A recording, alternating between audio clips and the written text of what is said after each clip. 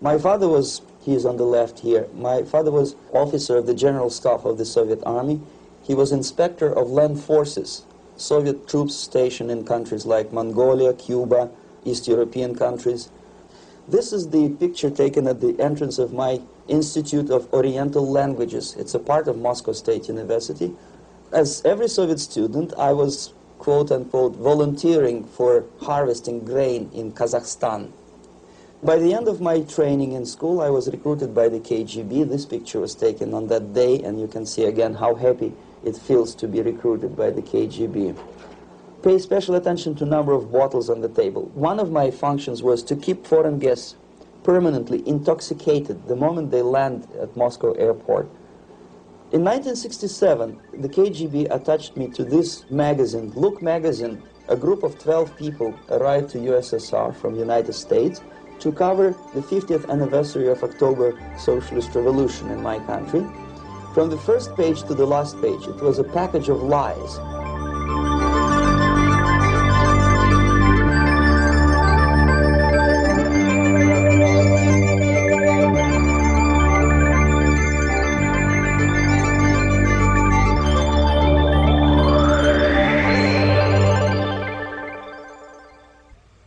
Our conversation is with Mr. Yuri Alexandrovich Bezmenov.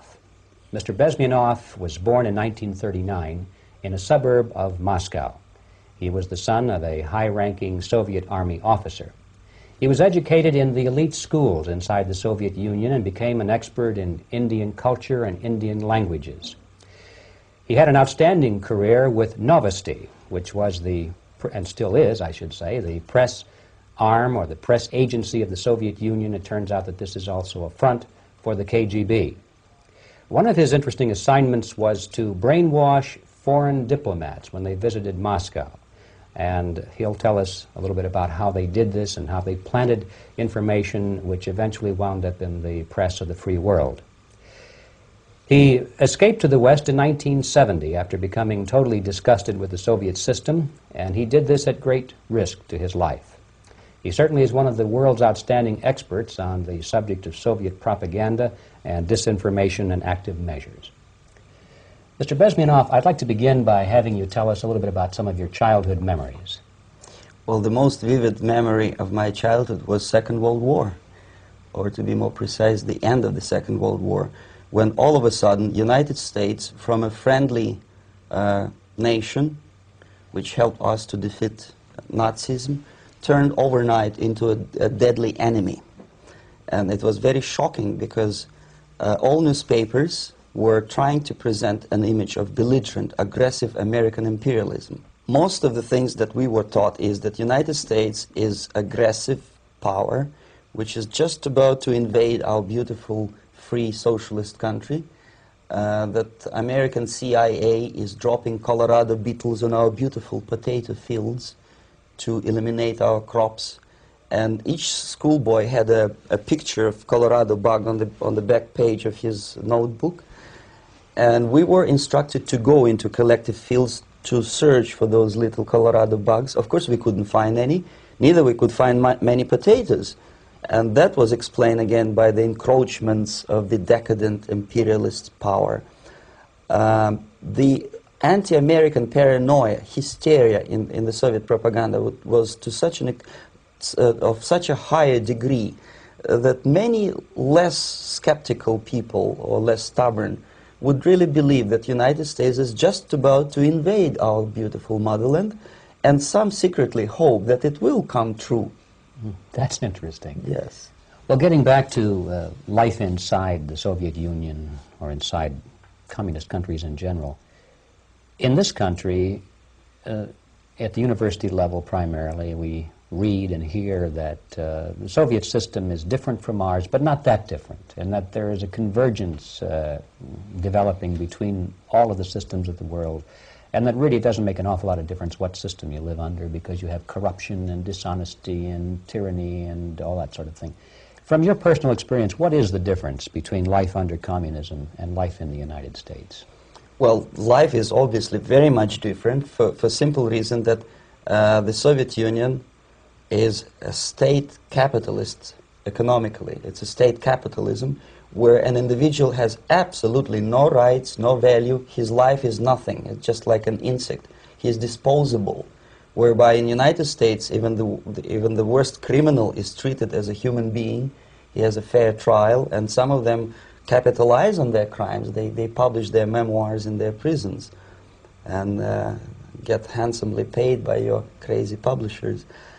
The differences, of course, in the daily life are very various, depending on whom we are talking about. In my own private life, I never suffered from communism simply because I was brought up in a family of high-ranking military officer. Most of the doors were open for me. Most of my expenses were paid by the government, and I never had any troubles with the authorities or with the police. So, in other words, I would say I enjoyed, or I had good reasons to enjoy all the advantages of so-called socialist system. Mm-hmm.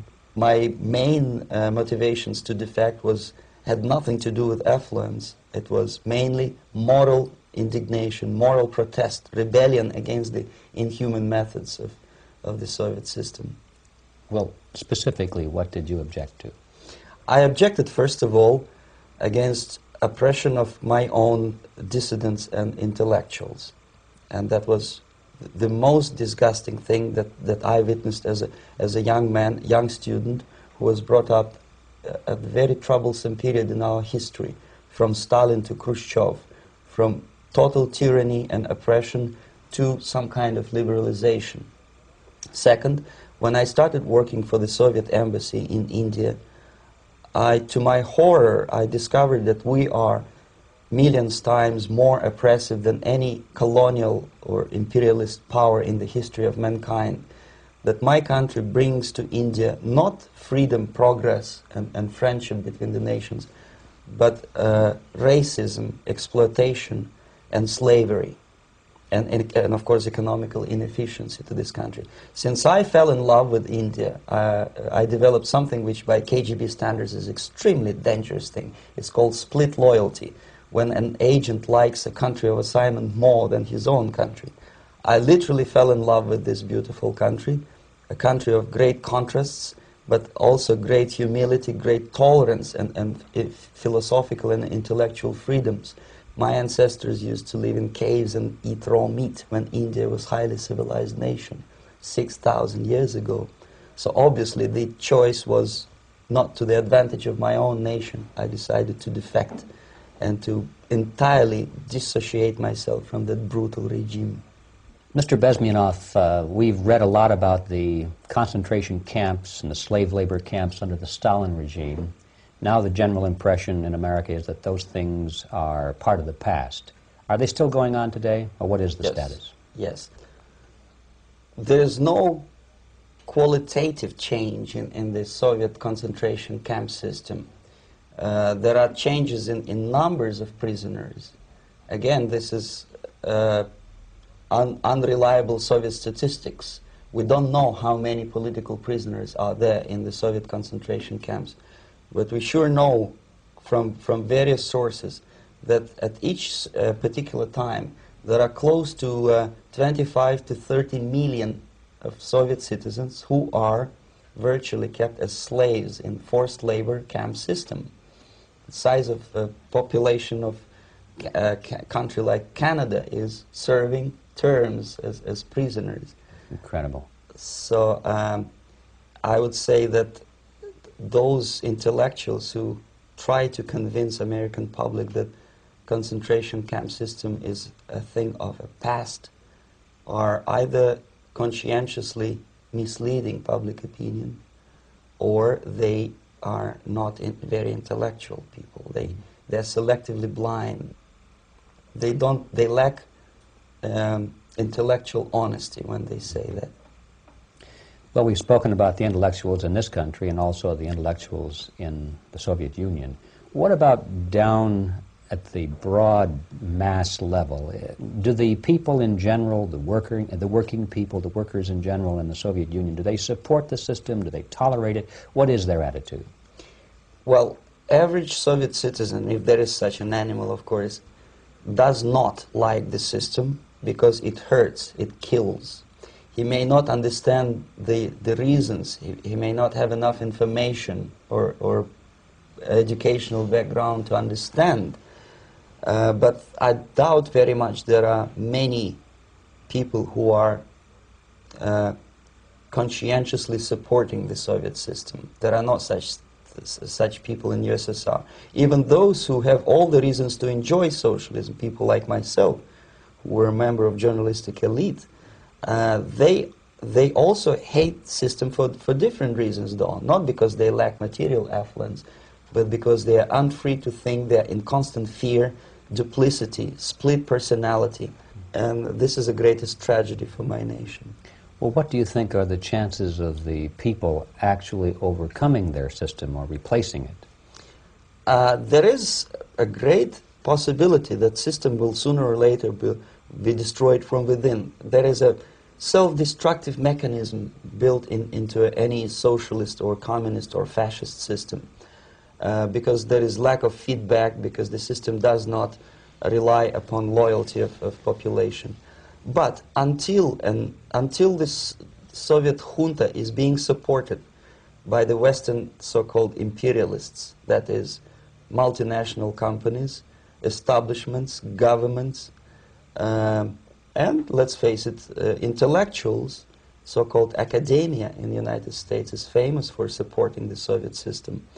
As long as the Soviet junta will keep on receiving credits, money, technology, grain deals, and political recognition from all these traitors of democracy or freedom, there is no hope, there is not much hope for changes in my country, and the system will not collapse by itself simply because it's being nourished by so-called American imperialism. This is the greatest paradox in history of mankind, when capitalist world supports and actively nourishes its own destroyer, destructor.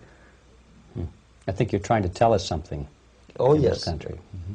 I'm trying to tell you that it has to be stopped unless you want to end up in Gulag system and enjoy all the advantages of socialist equality, working for free, catching fleas on your body, sleeping on the planks of plywood in Alaska this time, I guess. That's where Americans will belong, unless they will wake up, of course, and force their government to stop aiding Soviet fascism. Well, you told us a moment ago why you left the system. I'd like to hear the details of how you did it. It must have been a very dangerous thing. It was not so dangerous, it was crazy. First of all, because defecting in India is virtually impossible, thanks to very strong pressure from the Soviet government. Excuse me, you were in India on assignment at that time? Yes, I was working for the Soviet embassy in New Delhi as a press officer. Mm-hmm. And defecting for a Soviet diplomat is next to impossible. It's a suicide, as I said, because a great friend Indira Gandhi pushed a law through parliament which says, and I quote, "No defector from any country has a right of political asylum in any embassy on the territory of Indian Republic," which is a masterpiece of hypocrisy. No other defector but a Soviet one needs a political asylum. So, knowing that perfectly well, I planned a craziest possible way to defect. I studied counterculture in India. There were thousands of young American boys and girls with no shoes, long hair, smoking hash and marijuana, studying sometimes Indian philosophy, sometimes simply pretending that they study.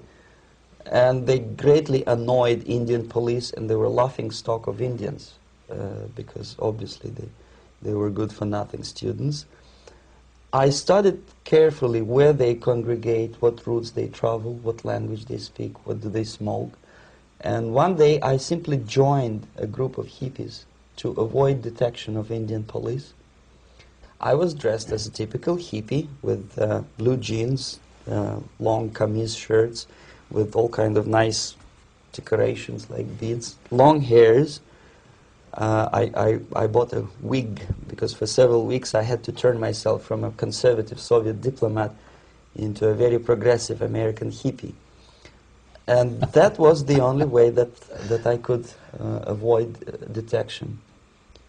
It was very interesting experience, but it was necessary because from my own knowledge as a member of Soviet embassy staff, I knew that there were many cases when Soviet defectors were betrayed by Indian police, and also some Western embassies played a very dirty role in betraying the Soviet defectors. According to our information, they were some, I wouldn't call them double agents, but simply amoral people working for this for the United States Embassy, and confiding in people like this would be a suicide. So I had to be extremely careful. I could not trust anyone, and that was the reason for such a crazy way to defect. Well, had you been caught in the act of trying to get out, what would have happened to you? Oh, most likely I would end up in concentration camp. Or, depending on the situation and on the whim of some bureaucrat in KGB, maybe even executed. This is normal practice. Quietly, of course, not publicly. But that would be the end of my defection, of course. Well, when did you finally make it to the United States? In 1970, after about 6 months of debriefing in Athens by the CIA, and I presume FBI too, they let me go first to Germany, then to Canada. That was my decision. I had to change my identity to protect my family and my friends in USSR. And also I was a little bit paranoid, knowing that both Soviet KGB and probably some double agents within the American system may be after me. So I wanted to settle down as far away as possible. I requested CIA to give me some kind of new identity and just let me go on my own. And I settled in Canada. I was a student. I changed many professions, from farm help and laundry truck driver to language instructor and broadcaster for Canadian Broadcasting Corporations in Montreal. Well, have you had any threats on your life or any yes. unpleasant in about 5 years, KGB eventually discovered that I am working for Canadian Broadcasting. I made a very big mistake. I started working for overseas service of CBC, which is similar to Voice of America, in Russian language. And of course, monitoring service in USSR picked up every new voice. Every new announcer they would make it a point to discover who he is. And in 5 years, sure enough, slowly but surely, they discovered that I am not Thomas Schumann, that I am Yuri Alexandrovich Bezmenov, and that I am working for Canadian Broadcasting, and undermining beautiful détente between Canada and USSR.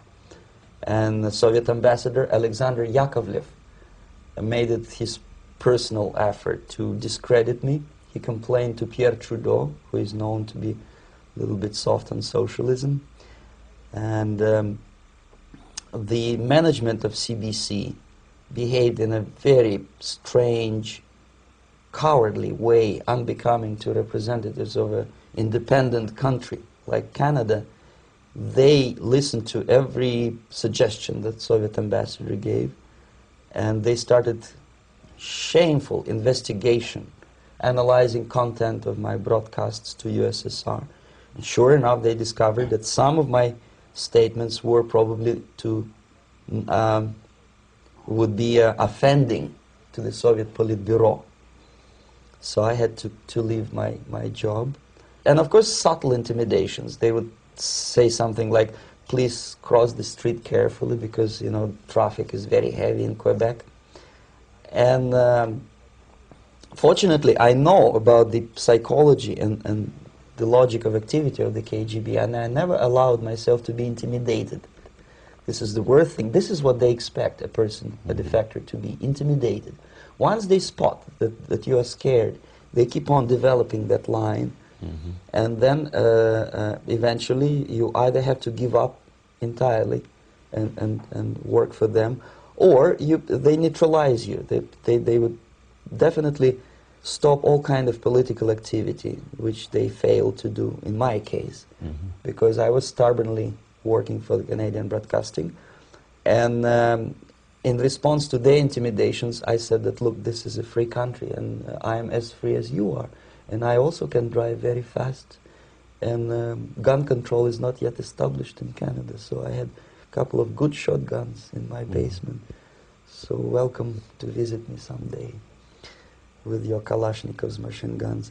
So obviously it didn't work. Intimidation didn't work. So they tried different approach, as I described. They approached on the highest level, on the level of Canadian bureaucracy. And at that level they were on successful. that level they were successful. On individual level they failed flat.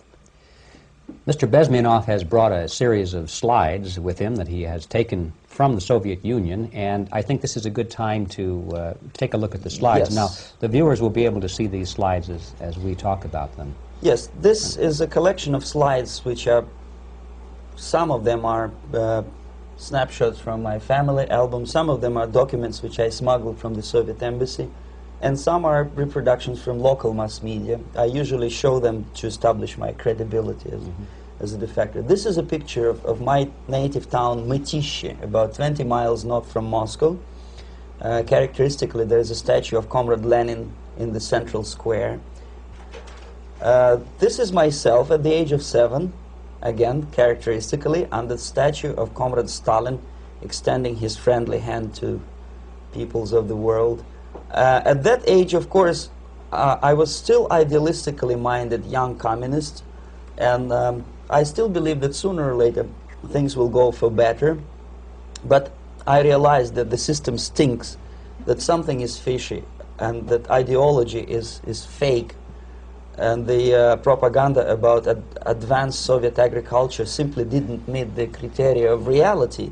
If they talk about abundance of food and there is none in the stores, there must be something wrong. My father was, he is on the left here, my father was officer of the General Staff of the Soviet Army.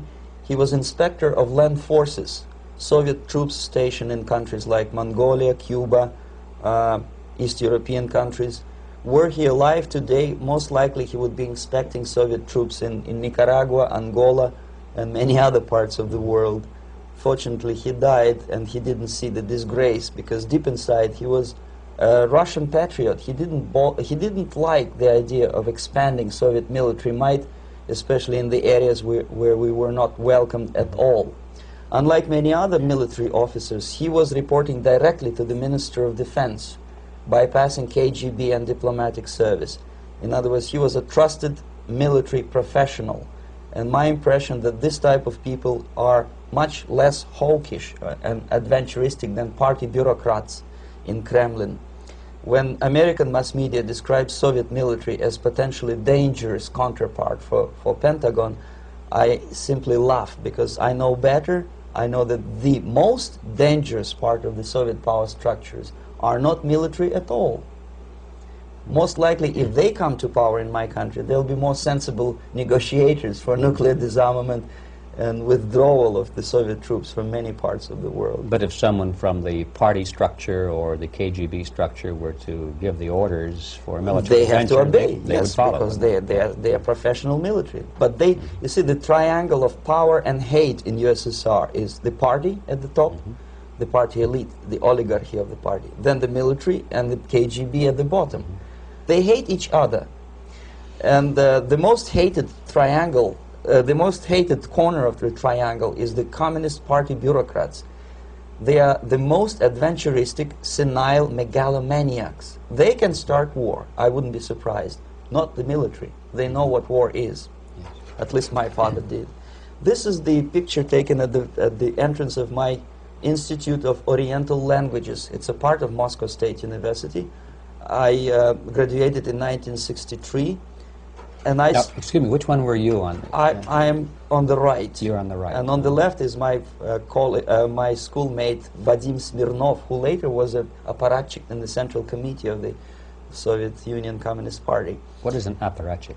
It's a functionary, something like civil service in British Empire. Someone who is never fired from the service. He stays there internally. He may not be promoted too high, but he's a dependable bureaucrat who will stay forever. I studied not only languages, but also history, literature, even music. I'm on this picture, I'm trying to learn how to play Indian musical instrument. I even tried to look like an Indian when I was second-year student. Not bad, really. Yes, actually it was strongly encouraged by the instructors in my school, because the graduates of my school were later on employed as diplomats, foreign journalists, or spies. As every Soviet student, I was quote-unquote volunteering for harvesting grain in Kazakhstan. This is the biggest agricultural blunder of the Soviet government.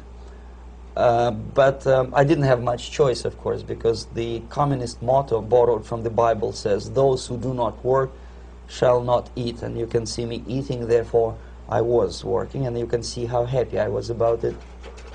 I went through a very extensive physical and military training, including the military games in areas, suburban areas of Moscow. And here, for example, we are on the tour in Arkhangelsk area. And by the end of my training in school, I was recruited by the KGB. This picture was taken on that day, and you can see again how happy it feels to be recruited by the KGB. Our conversation with Yuri Alexandrovich Bezmenov, who is a defector from the Soviet Union, a former propaganda agent for Novosti and the KGB, will continue after this message.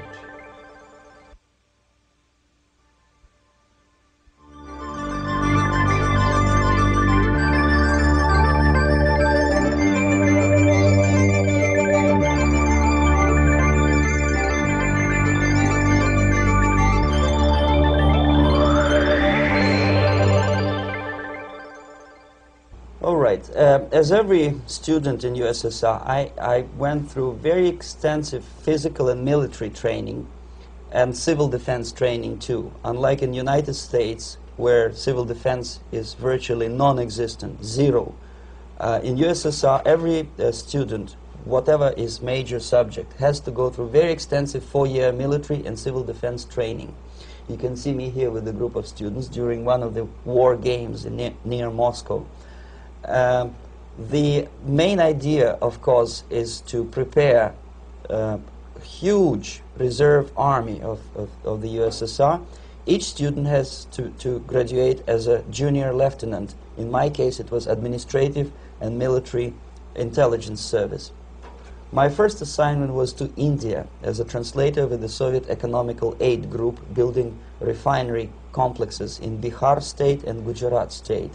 At that time, I was still naively, idealistically believing that what I was doing contributes to the understanding and cooperation between the nations.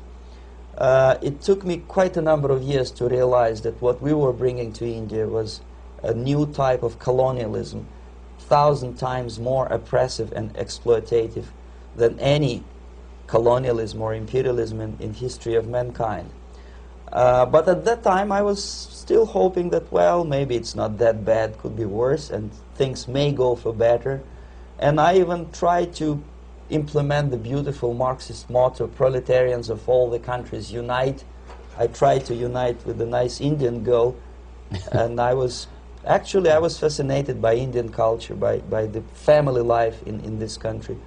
But obviously, Communist Party had different plans for my genes, so I had to marry this beautiful Russian girl. In the span of my career, I married 3 times.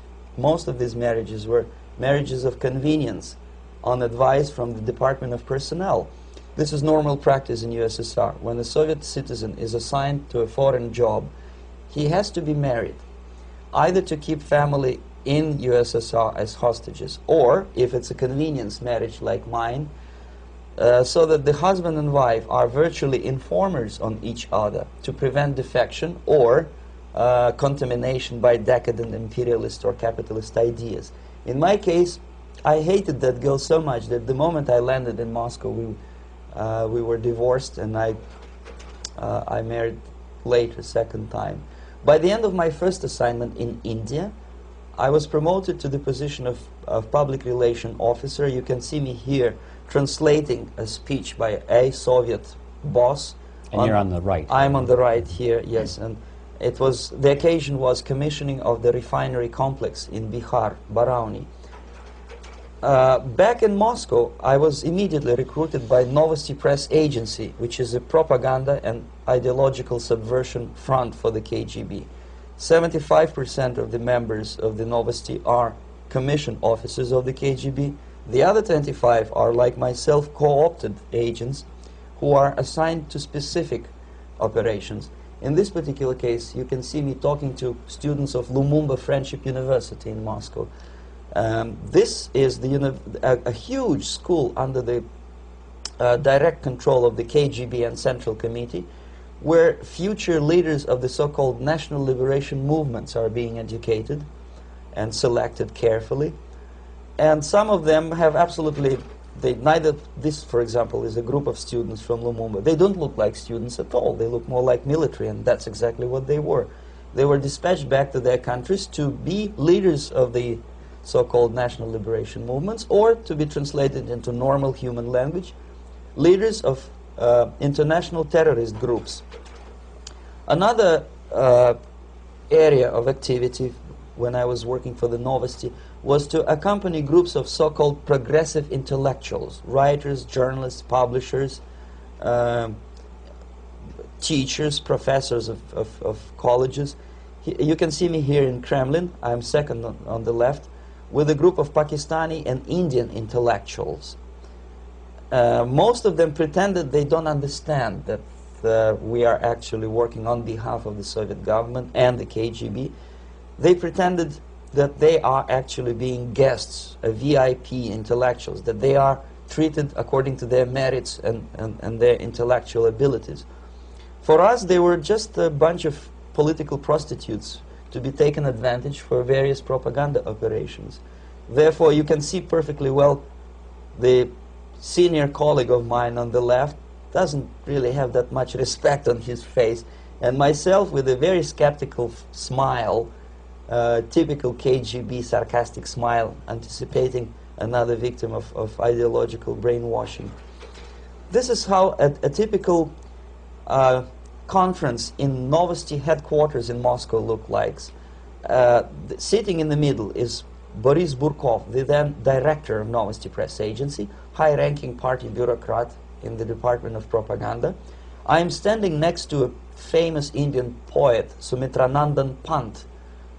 He was famous because he was an author. He was the author of a famous poem titled Rhapsody to Lenin. That's why he was invited to USSR, and everything was paid by the Soviet government.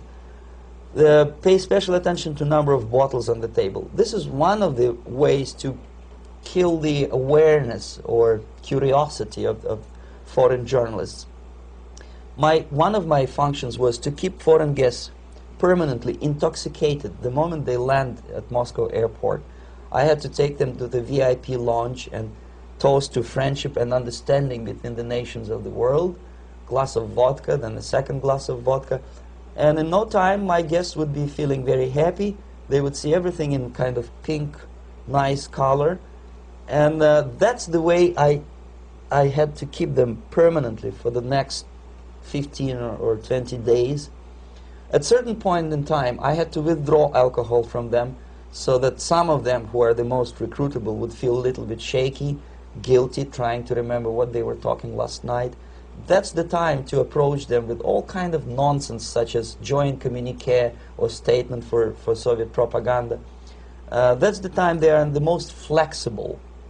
And of course, what they didn't understand, they didn't realize or pretended not to realize, that myself, who was drinking together with them, was not drinking at all. I had ways to get rid of alcohol through various techniques, including special pills which were given to me by my colleagues.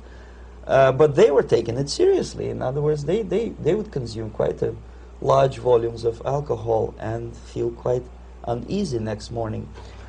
In 1967, the KGB attached me to this magazine, Look magazine.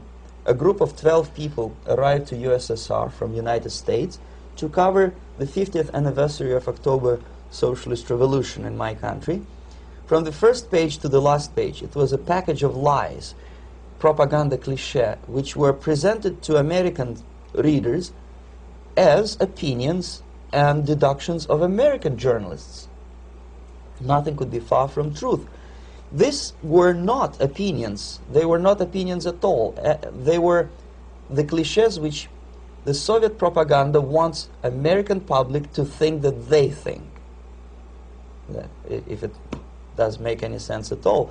It sure does, because from the viewpoint of the Soviet propaganda, although there are some subtle criticism of the Soviet system, the basic message is that Russia today is a nice, functioning, efficient system supported by majority of population. That's the biggest lie. And of course, American intellectuals and journalists from Look magazine elaborated on that untruth in various different ways. They intellectualized that lie. They found all kinds of justifications for telling lies to American public. Excuse me, it was partly your job to make sure that they got these ideas, yes, and accepted them as their own ideas. Right. Actually, even before they arrived to USSR, and they paid astronomical sum of money for that visit, they were submitted, this Novosti Press Agency developed so-called backgrounders, 20-25 pages of information and opinions which were presented to the journalists even before they bought their tickets to Moscow. They had to analyze the situation, and judging on their reaction to that backgrounder, the local Novosti representative or local Soviet diplomat in Washington, D.C. would assess whether they be given visa to USSR or not. So they were selected ahead of time. Oh yes, they were pre-selected very carefully, and there is not much chance for honest journalists to arrive to USSR and to stay there for 1 year and to bring this package of lies back home. This, for example, is a centerfold of the Look magazine.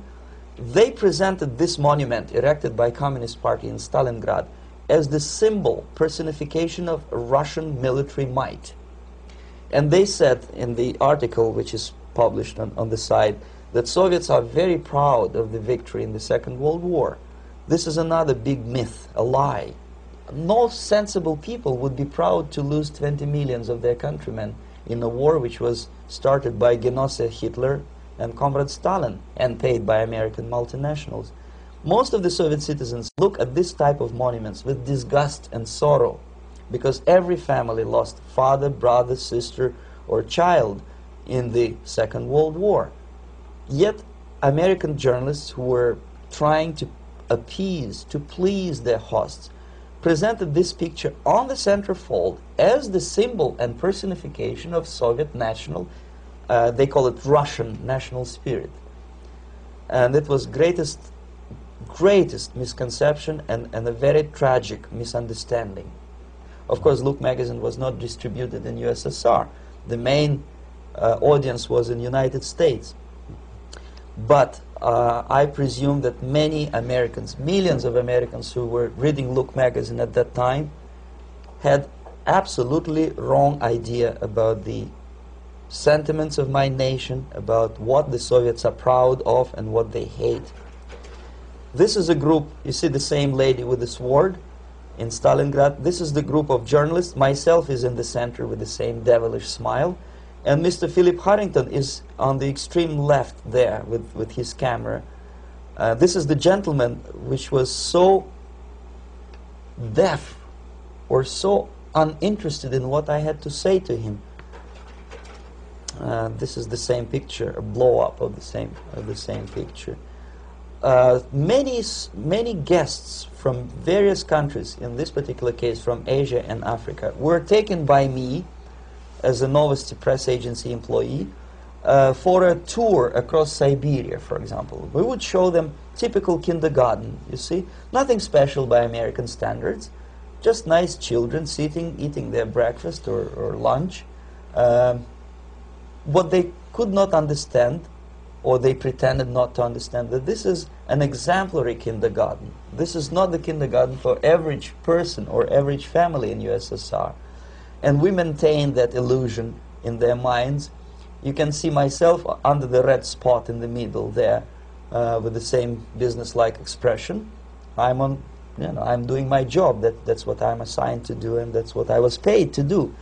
But deep inside, I still hope that at least some of these useful idiots would understand that what they are looking at has nothing to do with the level of affluence in my nation. This is a better picture which reflects the true spirit of the Soviet childhood. This picture was printed in a Canadian government publication by mistake. In the middle you can see children playing on a small courtyard, and the caption goes, "This is a typical kindergarten in Siberia." What these idiots didn't understand, that it is not kindergarten at all. It is a prison for children of political prisoners. But there was not a single mentioning that what they were visiting actually was an area of concentration camps. And the job of people like myself to help them to not to notice that they are actually talking to prisoners. Most of the children were dressed, especially on the occasion of the foreigners' visit. Of course, there were no corpses on the ground. There were no machine gun guards. And well, it looks not very pleasant, as you see. It looks dull, but obviously it does not create an impression that this is actually a prison. Well, did any of the journalists have the curiosity to ask about prisons and that kind of thing? Yes. They were in Siberia. This Yes. is what you associate. Yes, some of them asked questions, and naturally we would give them, for the stupid question, we give them stupid answer. No, there are no prisons in Siberia. No, most of the people who you see are free citizens of USSR. They are very happy to be here, and they are contributing to the glory of the socialist system.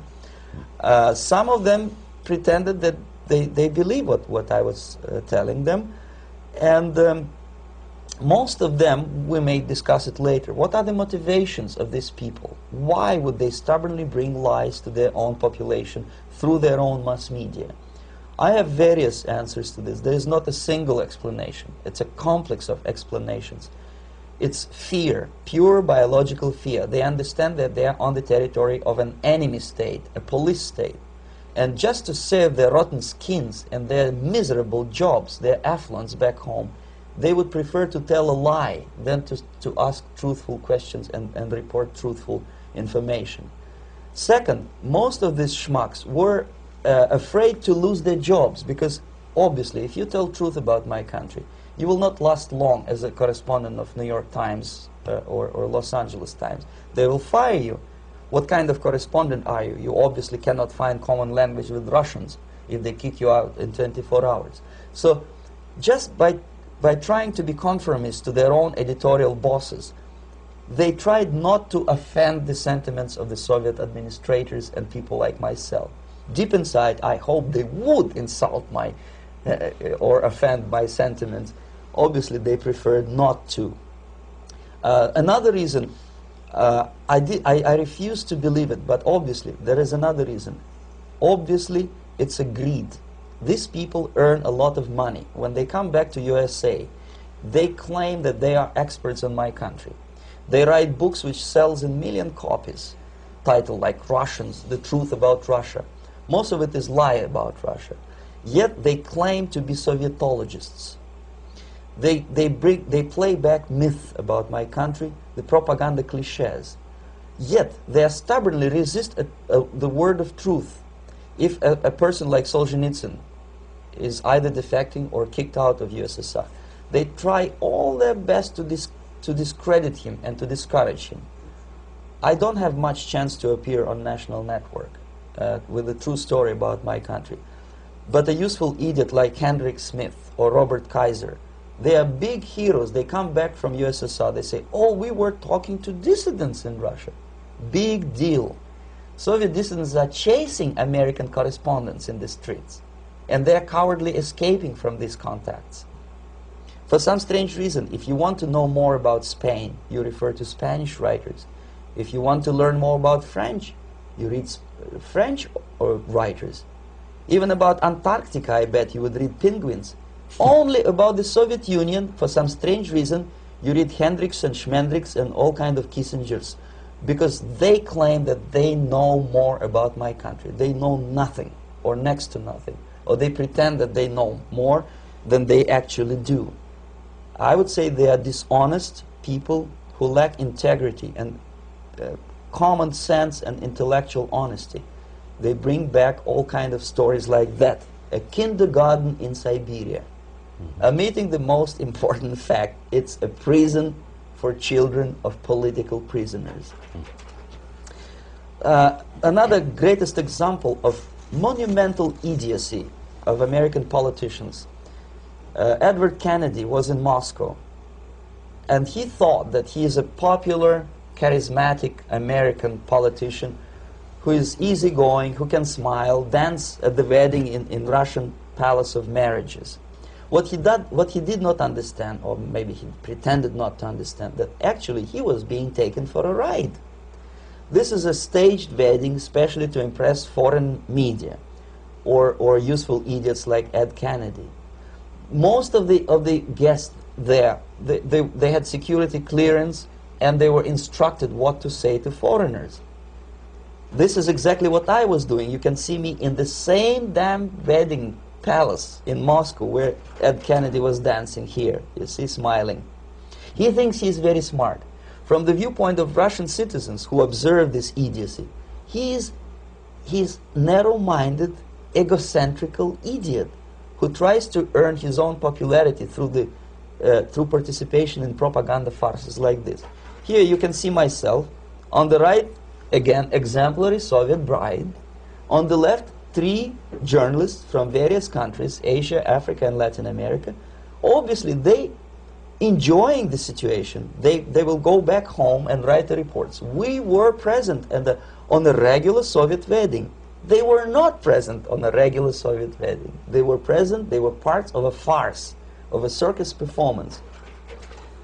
Another thing which I had to, sometimes risking my life, to explain to foreigners.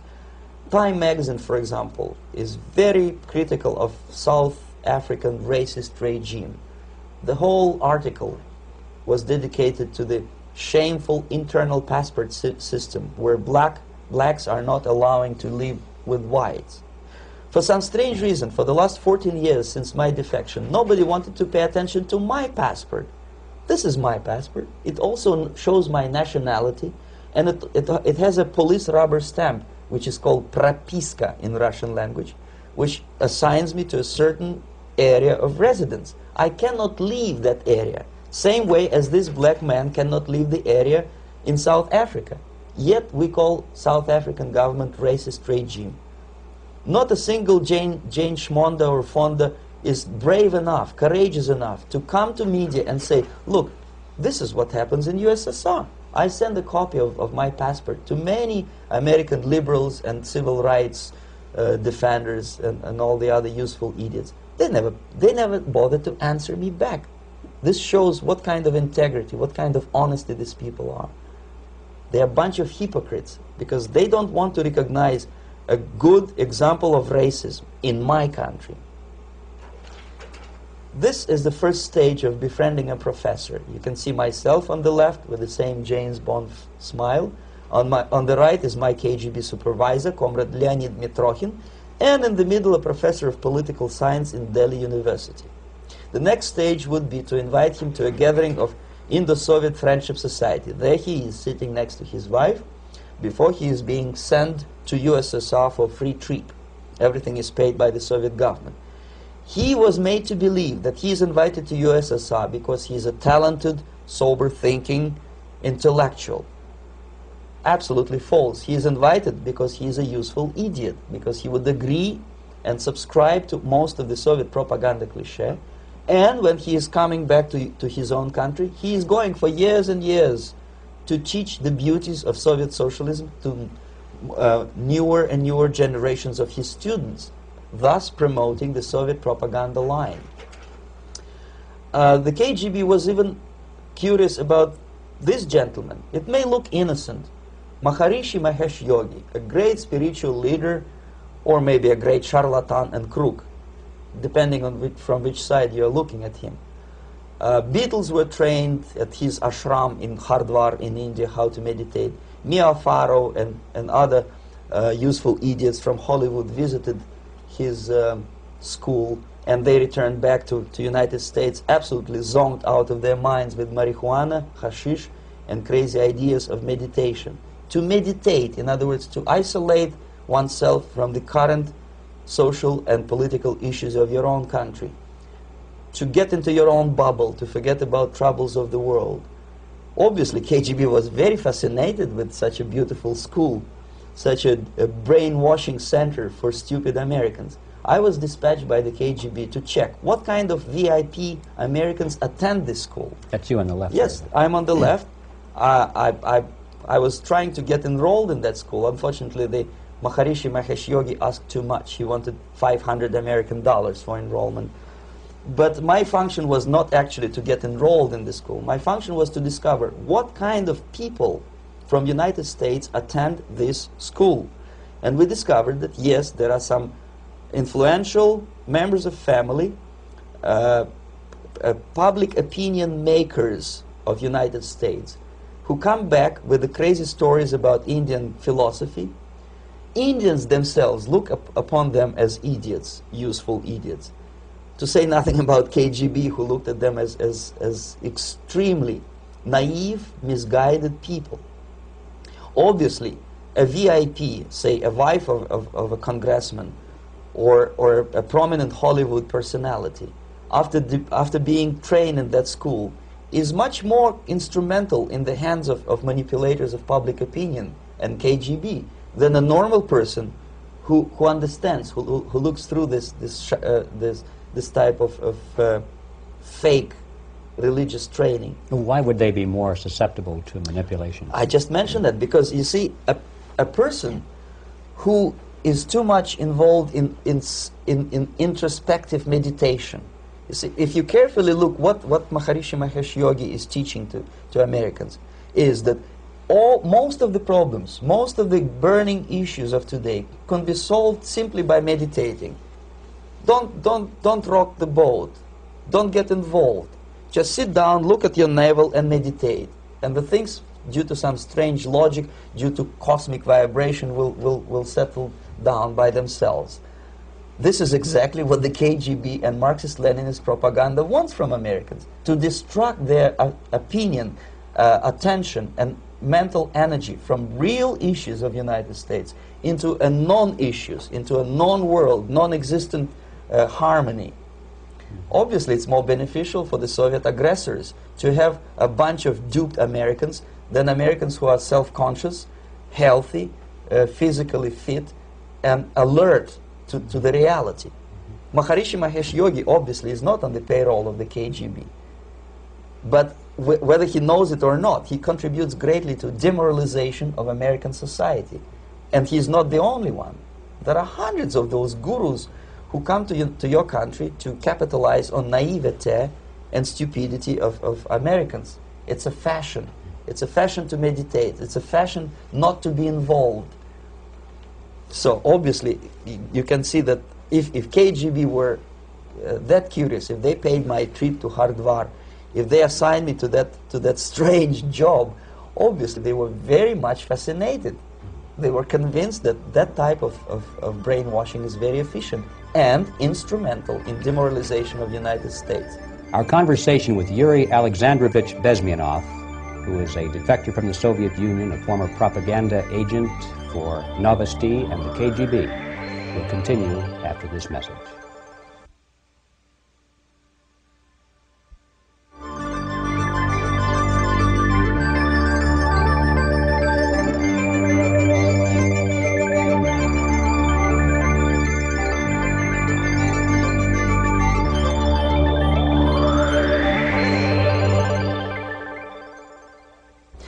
This picture shows the part of the building of USSR embassy, and my supervisors. On the left is Comrade Mehdi, an Indian communist, and on the right, Comrade Mitrokhin, my supervisors in the secret department of research and counter-propaganda. It has nothing to do with either research or counter-propaganda. Most of the activity of that department was to compile huge volume of information on individuals who were instrumental in creating public opinion. Publishers, editors, journalists, actors, educationalists, professors of political science, members of parliament, representatives of business circles. Most of these people were divided roughly in two groups. Those who would toe the Soviet foreign policy, they would be promoted to the positions of power through media and public opinion manipulation. Those who refused the Soviet influence in their own country would be character assassinated or executed physically come revolution. Same way as in the small town of Hue in South Vietnam, several thousands of Vietnamese were executed in one night when the city was captured by Viet Cong for only 2 days. And American CIA could never figure out how could possibly communists know each individual, where he lives, where to get him, and would be arrested in one night, basically in some 4 hours before dawn, put on a van, taken out of the city limits and shot. The answer is very simple. Long before communists occupied the city, there was extensive network of informers, local Vietnamese citizens, who knew absolutely everything about people who are instrumental in public opinion, including barbers and taxi drivers. Everyone who was sympathetic to the United States was executed. Same thing was done under the guidance of the Soviet embassy in Hanoi, and same thing I was doing in New Delhi. To my horror, I discovered that in the files where people were doomed to execution, there were names of pro-Soviet journalists with whom I was personally friendly. Pro-Soviet? Yes. They were idealistically minded leftists who made several visits to USSR, and yet the KGB decided that come revolution or drastic changes in political structure of India, they will have to go. Why is that? Because they know too much. Simply because, you see, the useful idiots, the leftists who are idealistically believing in the beauty of Soviet socialist or communist or whatever system, when they get disillusioned, they become the worst enemies. That's why my KGB instructors specifically made a point, never bother with leftists. Forget about these political prostitutes. Aim higher. This was my instruction. Try to get into large circulation, established conservative media. Rich, filthy rich movie makers, intellectuals, so-called academic circles. Cynical, egocentric people who can look into your eyes with angelic expression and tell you a lie. These are the most recruitable people, people who lack moral principles, who are either too greedy or too suffer from self-importance. They feel that they matter a lot. These are the people who KGB wanted very much to recruit. But to eliminate the others, to execute the others, don't they serve some purpose? Wouldn't they be the ones we rely on? They serve purpose only at the stage of destabilization of a nation. For example, your leftists in United States, all these professors and all these beautiful civil rights defenders, they are instrumental in the process of the subversion only to destabilize the nation. When their job is completed, they are not needed anymore. They know too much. Some of them, when they get disillusioned, when they see that Marxist-Leninists come to power, obviously they get offended. They think that they will come to power. That will never happen, of course. They will be lined up against the wall and shot. But they may turn into the most bitter enemies of Marxist-Leninists when they come to power. And that's what happened in Nicaragua. You remember most of these former Marxist-Leninists were either put to prison or one of them split, and now he's working against Sandinistas. It happened in Grenada when Maurice Bishop was already a Marxist. He was executed by a new Marxist who was more Marxist than this Marxist. Same happened in Afghanistan when first there was Taraki, he was killed by Amin, then Amin was killed by Babrak Karmal with the help of KGB.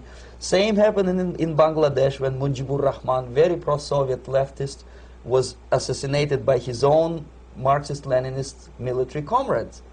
It's the same pattern everywhere. The moment they serve their purpose, all the useful idiots are either be executed entirely, all the idealistically minded Marxists, or exiled or put in prisons, like in Cuba. Many former Marxists are in Cuba, in prison.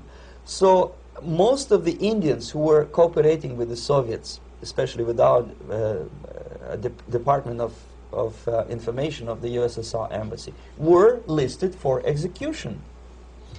And when I discovered that fact, of course I was sick. I was mentally and physically sick. I thought that I'm going to explode one day during the briefing at the ambassador's office. I would stand up and say something that we are basically a bunch of murderers. That's what we are. It has nothing to do with friendship and understanding between the nation and blah, blah, blah. We are murderers. We behave as a bunch of thugs in a country which is hospitable to us, a country which with ancient traditions. But I did not defect. I tried to get the message across. To my horror, nobody wanted even to listen, least of all to believe what I had to say. And I tried all kinds of tricks. I would leak information through letters or lost documents or something like that. And still I got no message. The message was not published, even in the conservative mass media of India. The immediate impulse to defect was Bangladesh crisis, which was described by American correspondents as Islamic grassroots revolution, which is absolute baloney. There was nothing to do with Islam, and there was no grassroots revolution. Actually, there are no grassroots revolutions, period. Any revolution is a byproduct of a highly organized group of conscientious and professional organizers, but has nothing to do with grassroots. In Bangladesh, it was nothing with grassroots. Most of the Awami League party members, Awami League means People's Party, were trained in Moscow in the High Party School. Most of the Mukti Fauj leaders, Mukti Fauj in Bengali means People's Army, same as SWAPO and all kind of liberation armies all over the world, the same bunch of useful idiots. They were trained at Lumumba University and various centers of the KGB in Simferopol, in Crimea, and in Tashkent. So when I saw that Indian territory is being used as a jumping board to destroy East Pakistan, I saw myself thousands of so-called students traveling through India to East Pakistan, through the territory of India, and Indian government pretended not to see what's going on. They knew perfectly well, the Indian police knew it, the intelligence department of the Indian government knew it, the KGB of course knew it, and the CIA knew it. That was most infuriating, because when I defected and I explained to the CIA debriefers they should watch out because East Pakistan is going to erupt any moment, they said I was reading too many James Bond novels. Anyway, so East Pakistan was doomed. One of my colleagues in the Soviet consulate in Calcutta, when he was dead drunk, he ventured into the basement to relieve himself, and he found big boxes which said printed matter to Dhaka University. Dhaka is the capital of East Pakistan. And since he was drunk and curious, he opened one of the boxes and he discovered not printed matter. He discovered Kalashnikov guns and ammunition in there. Anyway, it's a long story. When I saw the preparations for the invasion into East Pakistan, obviously I wanted to defect immediately. The only thing I couldn't at that time make up my mind when and where and how. One of the reasons, of course, you see, I was in love with India. I mentioned it before. I spoke the languages. I socialized with people. And I understood that I had to act fast unless I want this beautiful country to be permanently and irreparably damaged by our presence. One of the reasons not to defect was, as you can see, I was living in relative affluence. Who the hell in the normal mind would defect and do what? To be abused by your media, to be called McCarthyist and fascist and paranoid, or to drive a taxi in New York City? What for? What the hell for should I defect? To be abused by Americans, to be insulted in exchange for my effort to bring the truthful information about impending danger of subversion. As you can see, I was living in quite a comfortable conditions next to swimming pool, where Indians were not allowed, by the way. I was highly paid expert in propaganda. I had my family. I was respected by my nation. My career was cloudless. The third reason, how to defect with the family. To defect with the baby and the wife would be virtual suicide, because according to law, that hypocritical law which I quoted before, the Indian police will have to hand me over back to the KGB, and that will be the end of my defection and probably my life. Again, I cannot smuggle my wife because she was not quite sure what I was doing. She was not that idealistically involved, and she was definitely not in the total picture of what I was doing for the KGB. She would be shocked if I you know, put her in my van and drive her to the American embassy or elsewhere. That would be a greatest danger. So again, I had to defect in such a way that my defection would look as simple disappearance. And there were many cases like that when the Soviet agents simply disappeared, either killed in action or, thanks to their curiosity and their close contacts with radicals, some of them were killed by the Marxists, by the way. It happened in many African countries when the Soviet KGB were killed by Africans themselves. Not because they hated Marxism and Leninism, but because they were simply trigger-happy bunch of unruly characters. If you give them a machine gun, they will shoot. And some of the Soviets obviously were not careful enough to protect themselves, and they got into embarrassing situations when they were shot at the crossfire between factions of so-called liberation movements. Anyway, so I decided, as I said, to study the counterculture. I decided this probably would be the best way to disappear. I socialized with characters like this. On the left, you see, is a barefoot American hippie. It took me quite a long time to study exactly what they were doing and how to mix with them. But eventually I did it. Most of Indian newspapers carried my picture and promise of 2,000 rupees for information about my whereabouts. But they were looking for the wrong person, because they obviously tried to stop a young Soviet diplomat in white shirt and tie, and this is how I looked at the time of defection. Nobody could possibly think that a Soviet diplomat would be as crazy as to join a bunch of hippies. That's you. Yes, travel India and smoke hash. So I made it literally almost like a Hollywood-style detective story. From under the nose of the KGB in Bombay airport, I landed the plane and I flew to Greece, where I was debriefed by the CIA. That's basically that's all for my slides. We can turn off the projector, and that's very interesting. Well, you spoke several times before about ideological subversion. That is a phrase that I'm afraid some Americans don't fully understand. When the Soviets used the phrase ideological subversion, what do they mean by it? Ideological subversion is the process which is legitimate, overt, and open. You can see it with your own eyes. All you have to do, all American mass media has to do, is to unplug their bananas from their ears, open up their eyes, and they can see it. There is no mystery. There is nothing to do with espionage. I know that espionage intelligence gathering looks more romantic. It sells more deodorants through the advertising, probably. That's why your Hollywood producers are so crazy about James Bond type of thrillers.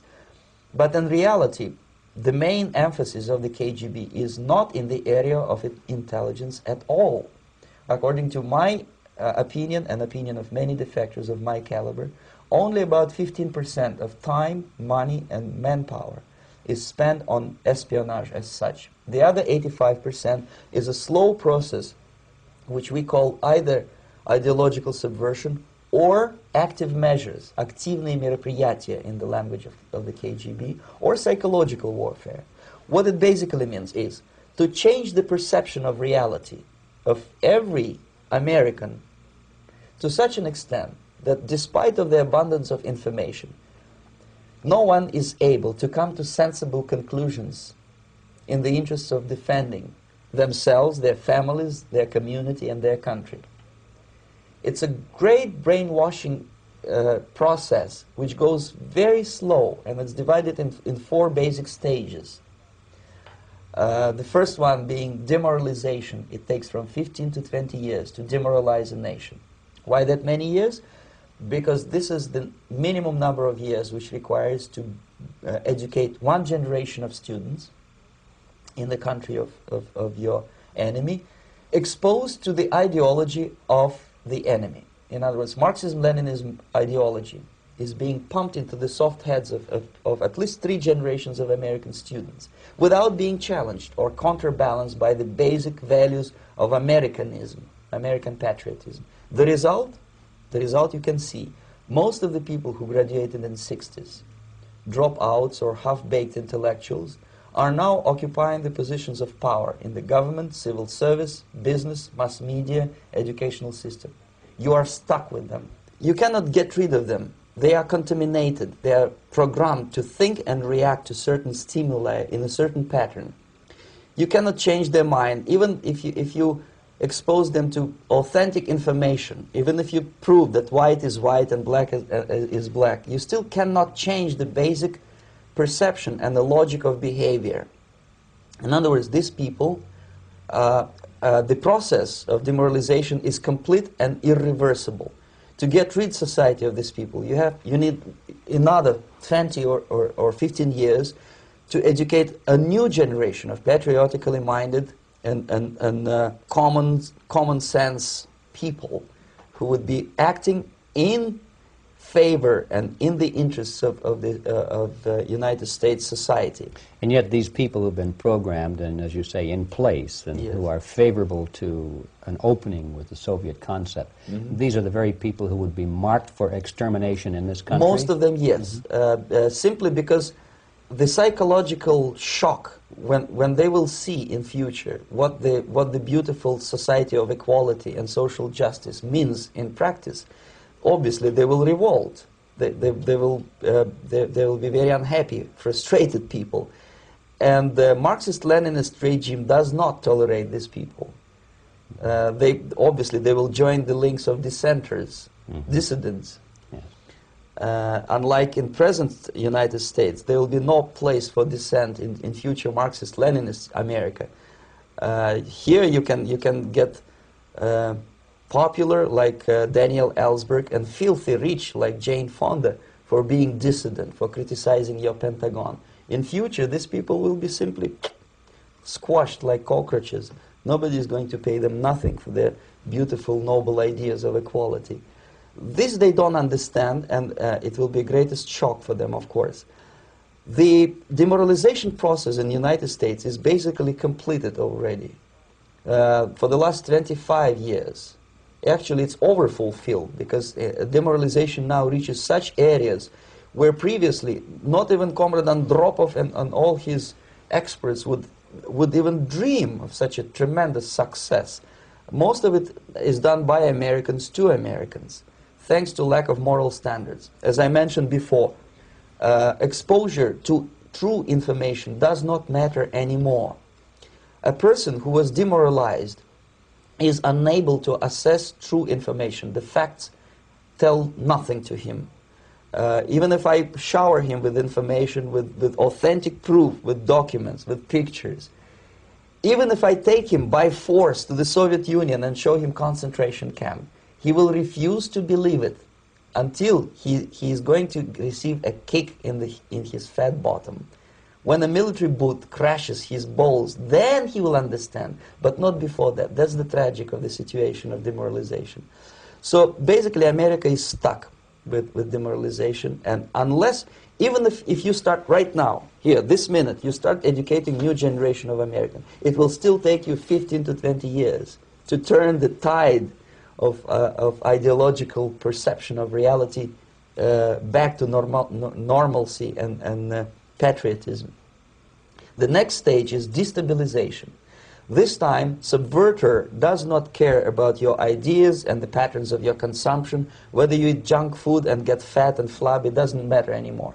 This time, and it takes only from 2 to 5 years to destabilize a nation, what matters is essentials: economy, foreign relations, defense systems.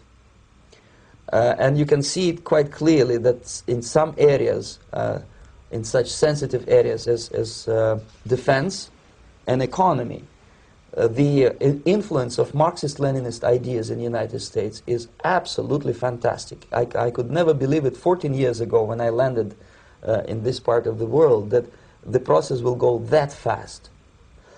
The next stage, of course, is crisis. It may take only up to 6 weeks to bring a country to the verge of crisis. You can see it in Central America now. And after crisis, with a violent change of power, structure, and economy, you have so-called the period of normalization. It may last indefinitely. Normalization is a cynical expression borrowed from Soviet propaganda. When the Soviet tanks moved into Czechoslovakia in '68, Comrade Brezhnev said, "Now the situation in brotherly Czechoslovakia is normalized." This is what will happen in the United States if you allow all these schmucks to bring the country to crisis, to promise people all kind of goodies and the paradise on earth, to destabilize your economy, to eliminate the principle of free market competition, and to put a big brother government in Washington, D.C., with benevolent dictators like Walter Mondale, who will promise lots of things, never mind whether the promises are fulfillable or not. He will go to Moscow to kiss the bottoms of new generation of Soviet assassins, never mind. He will create false illusions that the situation is under control. Situation is not under control. Situation is disgustingly out of control. Most of the American politicians, media, and educational system trains another generation of people who think they are living at a peacetime. False. United States is in the state of war, undeclared total war against the basic principles and the foundations of this system. And the initiator of this war is not Comrade Andropov, of course. It's the system. However ridiculous it may sound, the world communist system or the world communist conspiracy, whether I scare some people or not, I don't give a hoot. If you are not scared by now, nothing can scare you. But you don't have to be paranoid about it. What actually happens now, that unlike myself, you have literally several years to live on unless the United States wake up.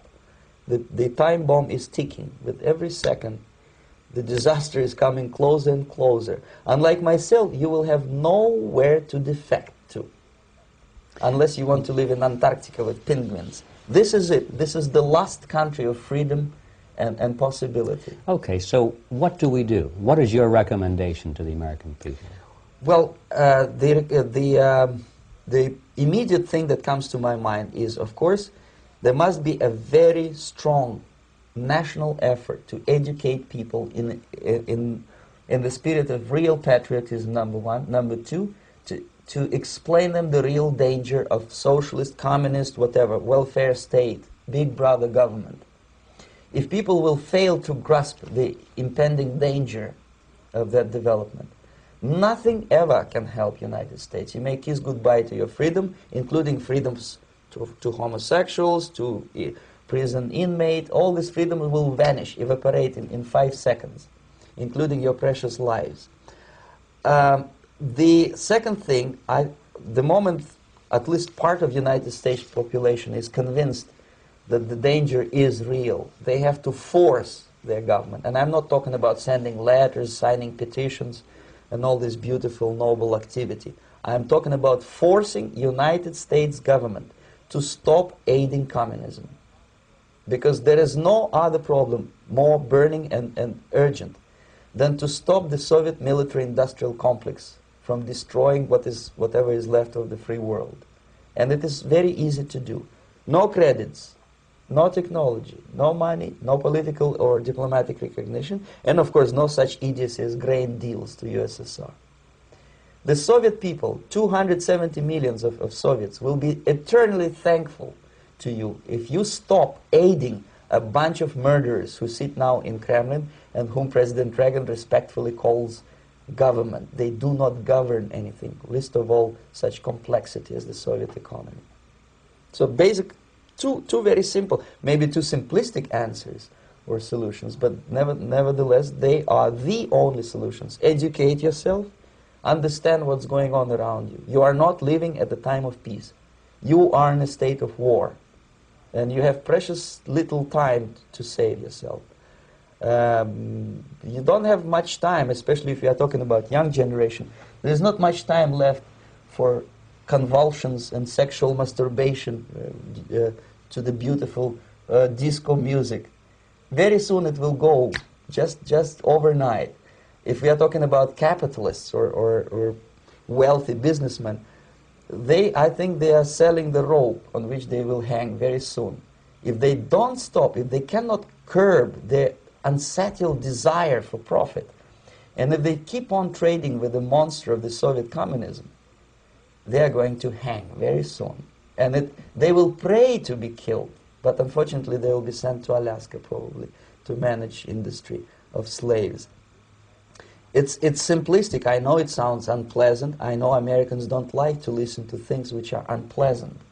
But I have defected not to tell you the stories about such idiocy as microfilm, James Bond type espionage. This is garbage. You don't need any espionage anymore. I have come to talk about survival. It's a question of survival of this system. You may ask me, what is it in for me? Survival, obviously, because unlike, as I said, I am now in your boat. If we sing together, we'll sing beautifully together. There is no other place on this planet to defect to.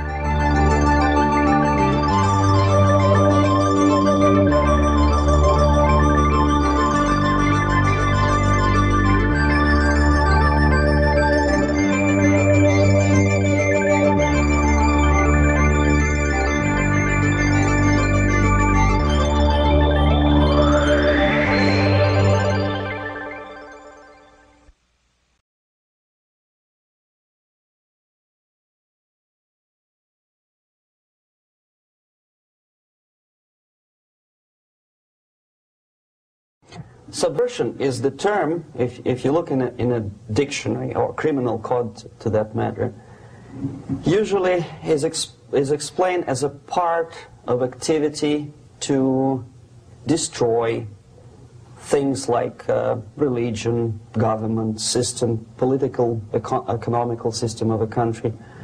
And usually it's linked to espionage and such romantic things as blowing up bridges, sidetracking trains, cloak and dagger activity in Hollywood style.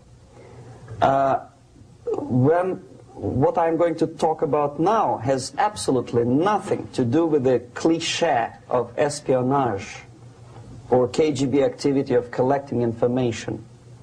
So the greatest mistake or misconception, I think, is that whenever we are talking about KGB, for some strange reason, starting from Hollywood movie makers to professors of political science and quote-unquote experts on Soviet affairs, or Kremlinologists as they call themselves, they think that the most desirable thing for Andropov and the whole KGB is to steal blueprints of some supersonic jet, bring it back to Soviet Union and sell it to the Soviet military-industrial complex. It's only partly true.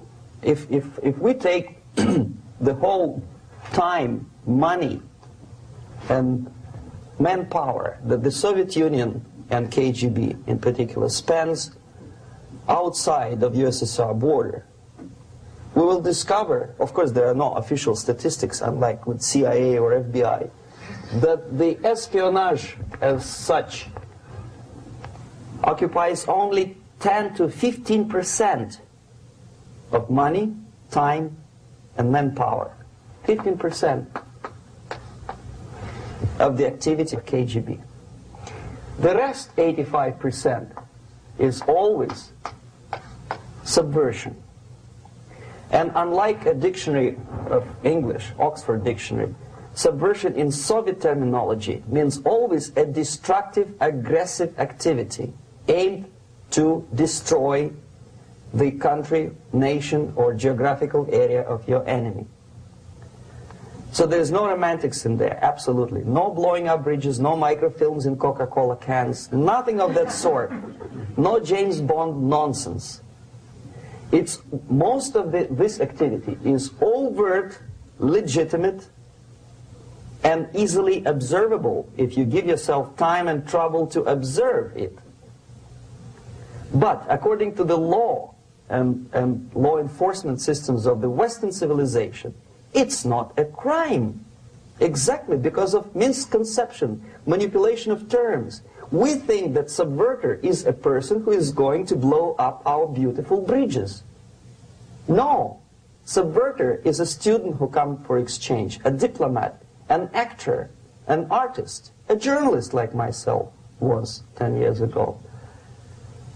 Now, subversion is an activity which is a two-way traffic.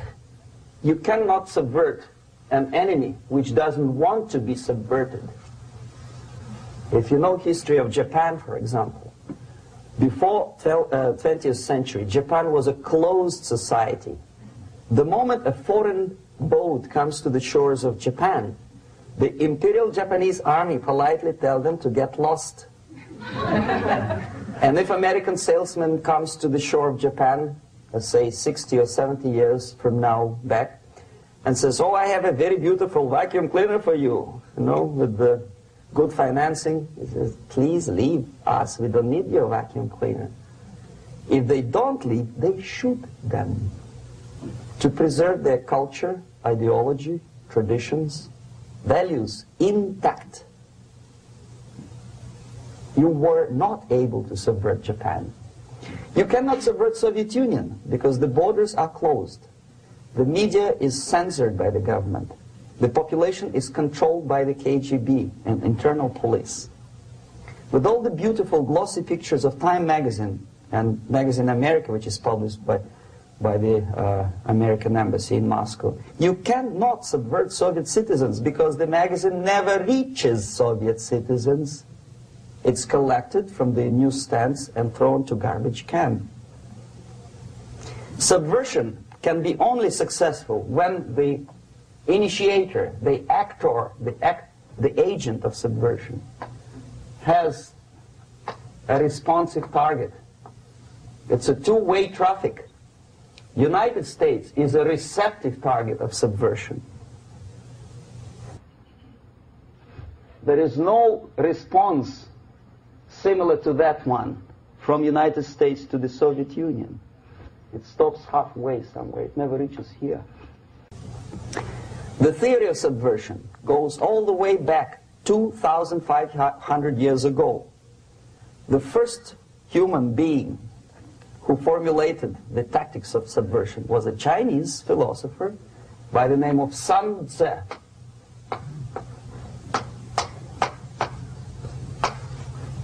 To 2,500 years BC.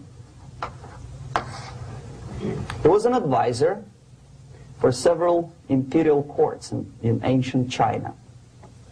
And he said, after long meditation, that to implement state policy in a warlike manner, it's the most counterproductive, barbaric, and inefficient to fight on a battlefield. You know that war is continuation of state policy, right? So if you want successfully to implement your state policy, and you start fighting, this is the most idiotic way to do it.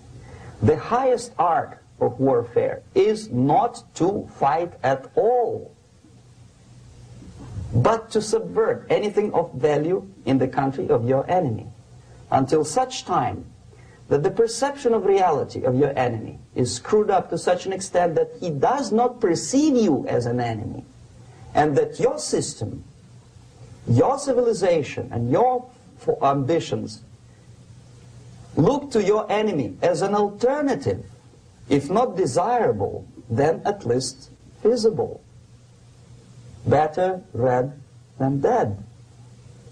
That's the ultimate purpose, the final stage of subversion, after which you can simply take your enemy without a single shot being fired, if the subversion is successful. This is basically what subversion is.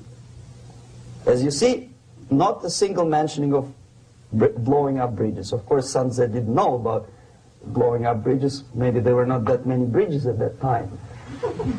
But the basics of subversion is being taught to every student of KGB school in USSR and to officers of military academies. I'm not sure if the same author is included in the list of reading for American officers, to say nothing about ordinary students of political science. I had difficulty to find the translation of Sun Tzu in the library of a university in Toronto and later on here in Los Angeles. But it's a book which is not available. It is forced to every student in USSR. Every student who is taught to be dealing further in his future career with foreigners. What subversion is? Basically, it consists of 4 periods, time-wise. If we start from here and go this way, time, right? This is the beginning point. The first stage of subversion is the process which is called, basically, demoralization.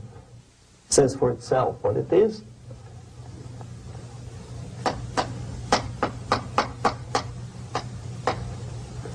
It takes from, say, 15 to 20 years to demoralize a society. Why 15 or 20 years?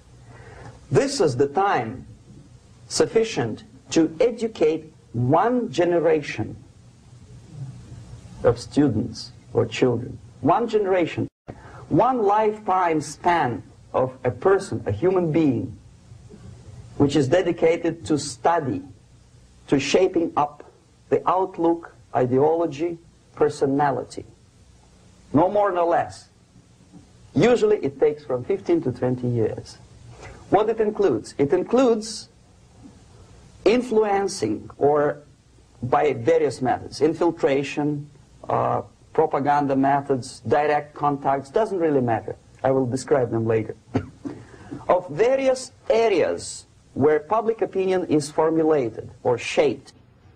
Religion, educational system, social life, administration, law enforcement system, military, of course, and labor and employer relations, economy. Okay? 5 areas. I will not write them down because we will not have enough space. Sometimes when I describe all the methods, students ask me question, are you sure this is the result of the Soviet influence? Not necessarily. You see, the tactic of subversion, about which I'm talking, is similar to the martial art, the Japanese martial art. If some of you are familiar with that tactic, probably you will remember that if an enemy is bigger and heavier than yourself, it would be very painful to resist his direct strike. If a heavier person wants to strike me in the face, it would be very naive and counterproductive to stop his blow. The Chinese and Japanese judo art tells us what to do. First to avoid the strike, then to grab the fist and continue his movement in the direction where it was before, right? Until the enemy crashes in the wall. You see? So, what happens here? The target country obviously does something wrong. If it's a free democratic society, there are many different movements within the society. There are obviously, in every society, there are people who are against this society. They may be simple criminals, ideologically in disagreement with the state policy, conscientious enemies, simply psychotic personalities who are against anything, right? And finally, there are a small group of agents of a foreign nation, bought, subverted, recruited, right? The moment all these movements will be directed in one direction, right? This is the time to catch that movement and to continue it until the movement forces the whole society into collapse, into crisis, right? So that's exactly the martial art tactic. We don't stop an enemy. We let him go. We help him to go in the direction we want them to go. Okay?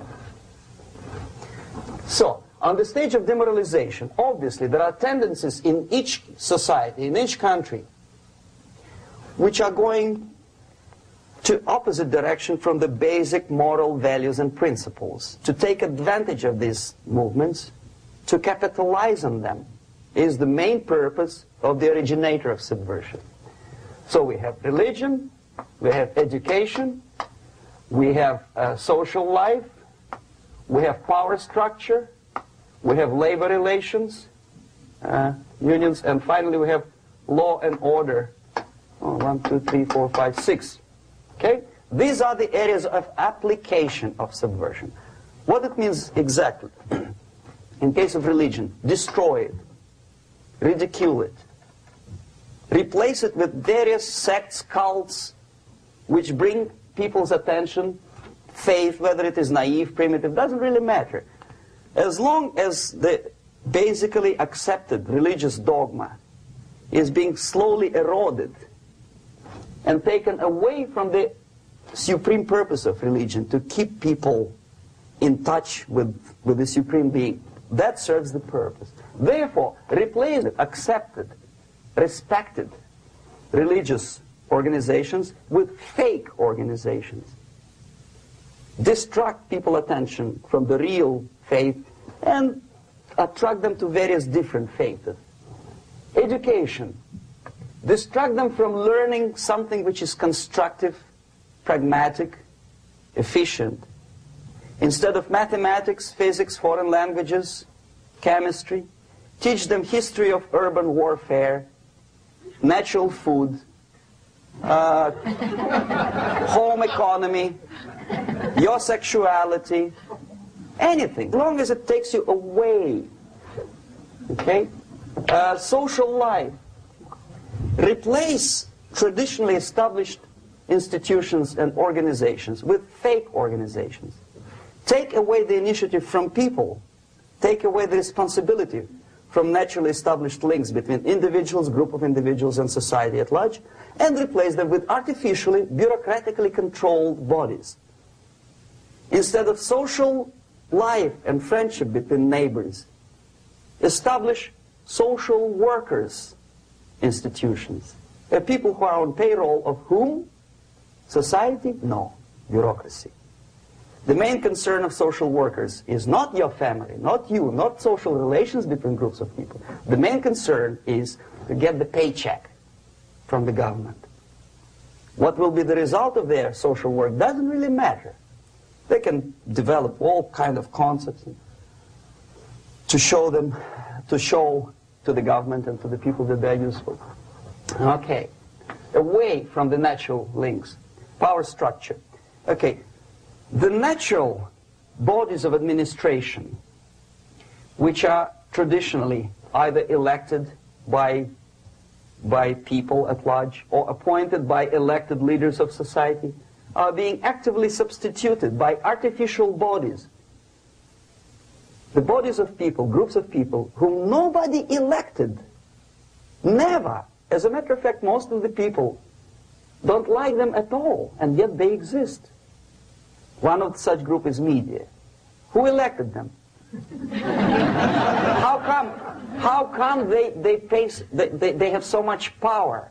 Almost monopolistic power on your mind. They can rape your mind. But who elected them? How come they have a nerve to decide what is good and what is bad for the elected by you, president, and his administration? Who the hell are they? Spiro Agnew, who was hated by the liberal left, called them a bunch of enfeebled snobs. And that's exactly what they are. They think they know. They don't. The level of mediocrity. In a big establishment like New York Times, Los Angeles Times, major television network, you don't have to be excellent journalist. You have to be exactly a mediocre journalist. That's easier to survive. There's no competition anymore. You have your good, nice income, $100,000 a year. That's it. Whether you are better or worse doesn't really matter anymore. As soon as you're smiling to the camera and do your job. That's it. No more competition. power structure slowly is eroded by the bodies and groups of people who do not have neither qualification nor the will of people to keep them in power, and yet they do have power. Okay. Together with that, there is another process. Law enforcement, law and order organization and structure is being eroded. For the last 20, 25 years, if you see old movies and new movies, you can see that in new movies, a policeman, an officer of the United States Army looks dumb, angry, psychotic, paranoid. A criminal looks nice, kind of, well, he smokes hash and shoots the whatever drug, but basically he's a nice human being. He's creative. And he's unproductive only because society oppresses him. Whereby a general of Pentagon is always, by definition, a dumb, a war maniac. A policeman is a pig, rude policeman. He abuses his power. You know? A generality, generalization like that. The hatred, the mistrust to the people who are supposed to protect you and enforce law and order. Moral relativity. The Angelo Buono process lasted 2 years in Los Angeles. And yet there are still some lawyers who say, look, he's a nice character, as a matter of fact. There was some witness who said, also a criminal, who said, well, he's a nice guy. I asked him one day to burn a house of my enemy, and he wouldn't do it. He's a nice fella. Erosion. A slow substitution of basic moral principles, whereby a criminal is not a criminal, actually. He's a defendant. Even if his guilt is proven, there is still a doubt. To kill or not to kill, to be or not to be. Thou shalt not kill, yes. But this line may not necessarily be applicable to a murderer. Thou shalt not murder. That should be the presumption, not that thou shalt not kill. Okay, labor relations. At this stage, within 15 to 20 years, we destroy the traditionally established links of bargaining between employer and employee. The classical Marxist-Leninist theory of natural exchange of goods. A person A has 5 sacks of grain and person B has 5 pairs of shoes. And the natural exchange without money is when they bargain between each other. And only with the introduction of the third force, C, an entirely third foreign stranger who says, no, don't give him 5 sacks of grain, give it to me, and you give me your 5 pairs of shoes, and I will distribute it accordingly, so that the economy will go. This is the death of natural exchange, and death of natural bargaining. Well, trade unions were established 100 years ago. The objective was to improve working conditions and to protect the rights of workers from those employers who were abusing their right because they had more money. Objectively, at that time, initially, the trade union movement did work. What we see now is that the bargaining process is no longer resulting in the compromise, which is leading objectively to betterment of working conditions and increase of salary. What we see is that after each prolonged strike, the workers lose. Even if they have 10% increase of their salaries, they cannot catch up due to inflation and due to missed time. More than that, millions of people suffer from that strike because economy now is interdependent. It's intertwined like one body. If previously steel workers, say 100 years ago, could strike and nobody would suffer, now it's impossible anymore. If a garbage collector strikes today, the rest of the multi-million city is stinking. I mean, there's no more service. In Quebec, for example, we had the electricians who were on strike in the middle of winter. You can freeze your bottom, and they still were on strike. Did they catch up with the salary? No, they lost. Who benefited? The leaders of trade unions. What is the motivation for strike? Improving of a workers' condition? No, obviously it's not. Then what is it? Ideology.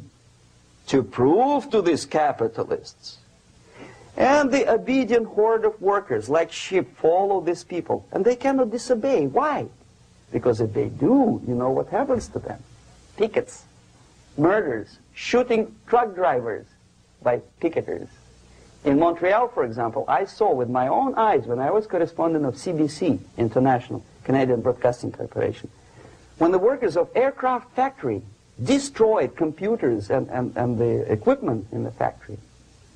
And the administration employed strike breakers. Their cars were turned upside down and burned. Their houses were burned. Their kids were intimidated. And some victims were there. Of that you can be sure. Why? To improve conditions of workers? No. Ideology. Okay, so this is what happens basically. It may or may not happen without the help of the Soviet Union. But the natural tendencies are being greatly taken advantage of and capitalized by the Soviet propaganda systems. How? Whenever trade union strikes, we have influx of propaganda, mass media, ideological dissemination. The workers' right, and we repeat it like parrots. Yes, workers' right. Whose rights? Workers? No. The only freedom of worker to sell his labor according to his own desire and will is taken away from him. By whom? By trade union boss. Unlimited power is given. Responsibility. I want to sell my labor not for $2.50 an hour, but for $2. I don't have right. My freedom is denied to me. I know that if I sell my work for $2 an hour, not for $3 an hour, I will compete better with the other guy who is lazy and more greedy. I don't need $3. I need only $2. No, I was made to believe by media, by business, by advertising agencies that I need more and more and more. Have you ever heard any advertising on TV to consume less? No. No way. Whether you need a six-cylinder car or not, you have to buy it. And hurry up. When I was driving here, on the local radio station, an excited announcer said, "You hurry up, rush and save, save, save. There is a pantyhose sale."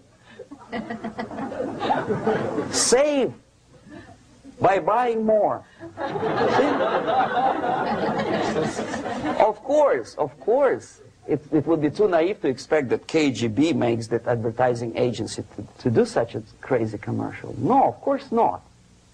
But what we did when I was working for Novosti Press, we would snow plow editorial offices, student organizations, religious groups with literature of class struggle. If not directly Marxism-Leninism propaganda, then a propaganda of the legitimate aspirations of working class, betterment of life, equality. Equality, mind you. President Kennedy once said, we will make America to believe that people are born equal. Are people born equal? Is there any mentioning in the Bible or any other holy scripture in any religion, if you don't believe me, go to the library and check it. There is not a single word about equality. Just the opposite. By your deeds, God will judge you. What you do is important. The merit of your personality. You cannot legislate equality. If you want to be equal, you have to be equal. You have to deserve it. And yet we build our society on the principle of equality. We say people are equal. We know it is false. It's a lie. Some people are tall and stupid. Others are short, bold, and clever.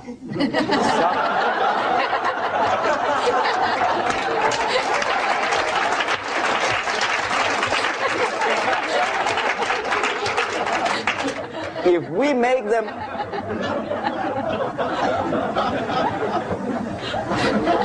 we make them equal by force, if we put the principle of equality in the basis of our socio-political structure, is the same thing as building a house on sand. Sooner or later it will collapse, and that's exactly what happens. And we, as Soviet propaganda makers, are trying to push you in the direction which you go yourself. Equality, yes, equality. People are equal. Land of equal opportunities. Is it true or not? Think about it. Equal opportunities. Should there be equal opportunities?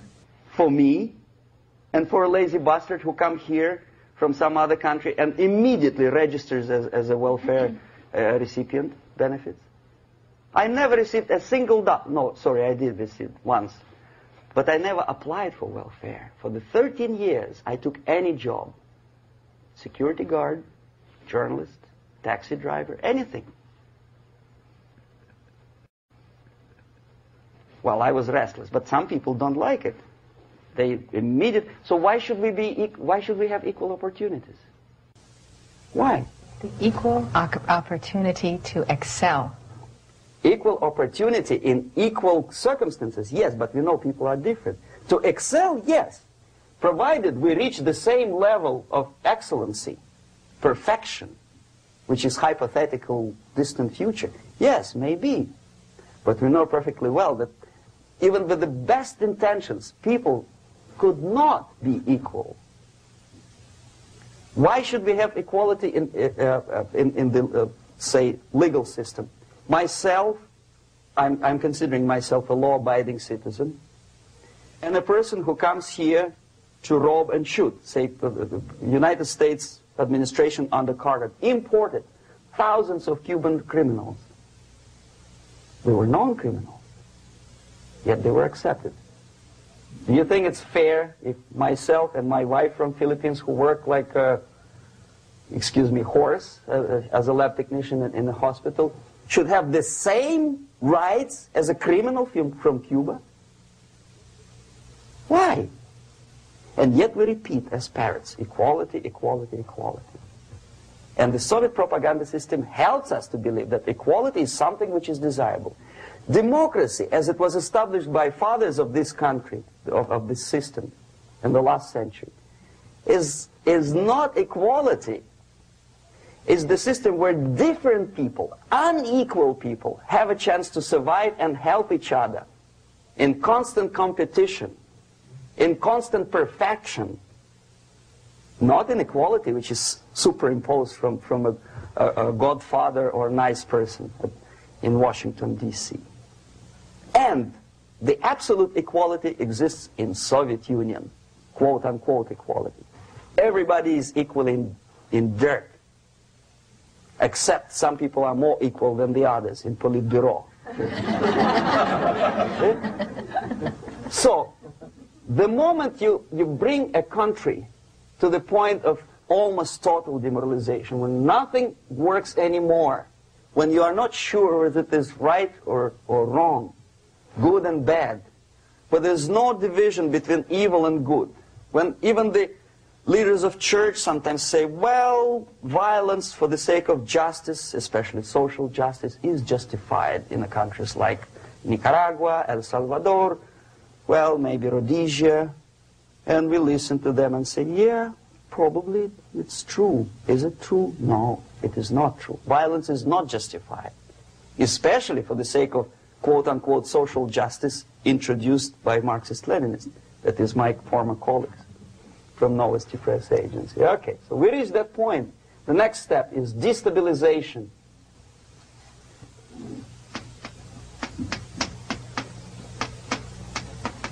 Again, this word says for itself what it is. To destabilize all the relations, all the accepted institutions and organizations in a country of your enemy. How you do it? You don't have to send a battalion of KGB agents to blow up bridges. No. You let them do it themselves. The area of application is, again, it's narrower now. Not like the previous case. The overt legitimate actions of the KGB in this case would be hardly noticeable. There is no crime if a professor who recently went to USSR introduces a course of Marxism-Leninism in a Californian college, for example. Nobody is going to come to his doorstep and say, okay, mister, come, you are under arrest. No, it's not a crime. It's not even considered a moral crime against your country. So the area of application here is narrowing down to economy, again, labor relations, right? To law and order, plus military. And economy, law and order. Yes, and again, the media, but wider scope, a little bit different. I'll explain you later. Okay, basically 3 areas. Economy. The radicalization of bargaining process. If on that stage we still could achieve, theoretically, some positive compromise between the negotiating sides with say, arbitrary, introduction of arbitrary judges, a third side, objectively judging the demands of both sides. Here it's radicalization. On the stage of destabilization, we cannot come to compromise even within a family. The husband and wife couldn't figure out which is better. Husband wants his kids to eat at the table, and wife wants a child to roam around the room and drop food all over the floor. They cannot come to compromise unless they start a fight. It's impossible to reach a compromise, constructive compromise, between neighbors. Some people say, I don't like you to watering your lawn at that time because exactly at that time I'm walking my dog and he's getting nervous. He cannot pass his bowels, you know. So they cannot compromise. They go to a civil court or something like that. Radicalization of human relations. No more compromise. Fight, fight, fight. The normal, traditionally accepted relations are destabilized. The relations between teachers and students in schools and colleges. Fight. The relations between, in economical sphere, between laborers and employers are further radicalized.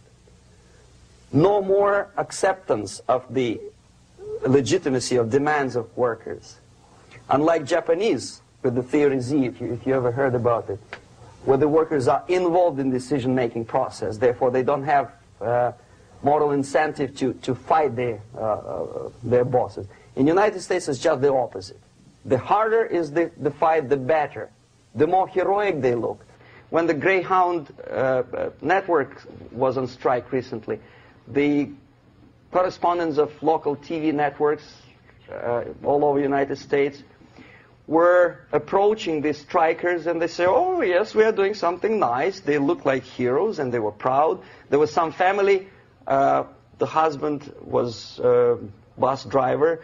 Now they decided in a protest against the bosses to camp somewhere in the forest. And they were presented to the audience as a heroic, nice people. You see? The violent clashes between passengers, picketers, and the strikers are presented as something normal. 10, 15, 20 years ago, we would be angry, say, why so much hatred? Today we are not. We say, well, it's commonplace. Radicalization, militarization sometimes. As I explained on that stage, I took a step a little bit further. Shooting people. Okay, law and order now also is pushed into the area where previously people settled their differences peacefully and legitimately. Now we are getting with this court cases in the smallest irrelevant cases. We cannot solve our problems anymore. The society at large becomes more and more antagonistic between individuals, between groups of individuals, and the society at large. The media puts himself in the opposition to the society in general, at large. Separate, alienated. Okay? On that stage, you remember I was talking a couple of hours ago about the sleepers That's when the students from, say, United States, if they are trained in Lumumba University, or developing nations, that's the students I was dealing with, are being sent back from the Soviet Union here. Or if they were already in the United States, in the country which is an object of subversion, they spring to action. The sleepers go up. They slept for 15 to 20 years. Now they become leaders of groups, preachers, I don't know, public figures. Prominently they actively include themselves in a political process. All of a sudden we see a homosexual. 15 years ago he did his dirty job and nobody cared. Now he makes it a political issue. He demands recognition, respect, human rights, and he rallies a large group of people. And there are violent clashes between him and police, his group and ordinary people, no matter what. It's black against white, yellows against green, doesn't matter where the division line goes. As long as this group come into antagonistic clash, sometimes militantly, sometimes with firearms, that is destabilization process. The sleepers, many of whom are simply KGB agents, become leaders of the process of destabilization. Doesn't mean that Comrade Andropov sends Comrade Ivanov to the United States. The person who takes care is already here.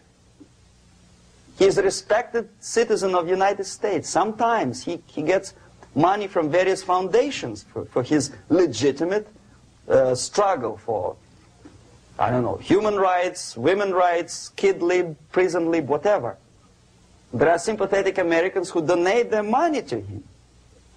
This stabilization process usually leads directly to the process of crisis. In case of developing nations, that's the area where I was active.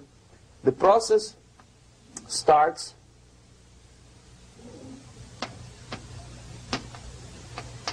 when the legitimate bodies of power, the social structure collapse. It cannot function anymore.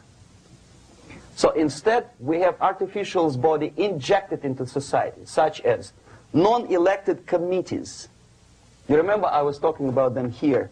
Social workers who are not elected by people, media who are self-appointed rulers of your opinion, some strange groups which claim that they know how to lead society forward. They don't usually. All they care is how to collect donations and sell their own concocted ideology, mixture of religion and ideology. Here, we have all this artificial body claiming power. If the power is denied to them, they take it by force. In case of Iran, for example, all of a sudden we have revolutionary committees. What kind of revolution? There was no revolution yet, and yet they had the committees. They were taking power of judgment. They had the power of execution, they had the power of legislation, and that they had the power of judicial. All of them combined in one person, who is half-baked intellectual, sometimes graduated from Harvard University or Berkeley. He comes back to his country and he thinks that he knows the answer to all the social, economical problems. Okay? Crisis is when society cannot function any more productively. It collapses, obviously. That's the word for crisis. So therefore, the population at large is looking for a savior. The religious groups are expecting a Messiah to come.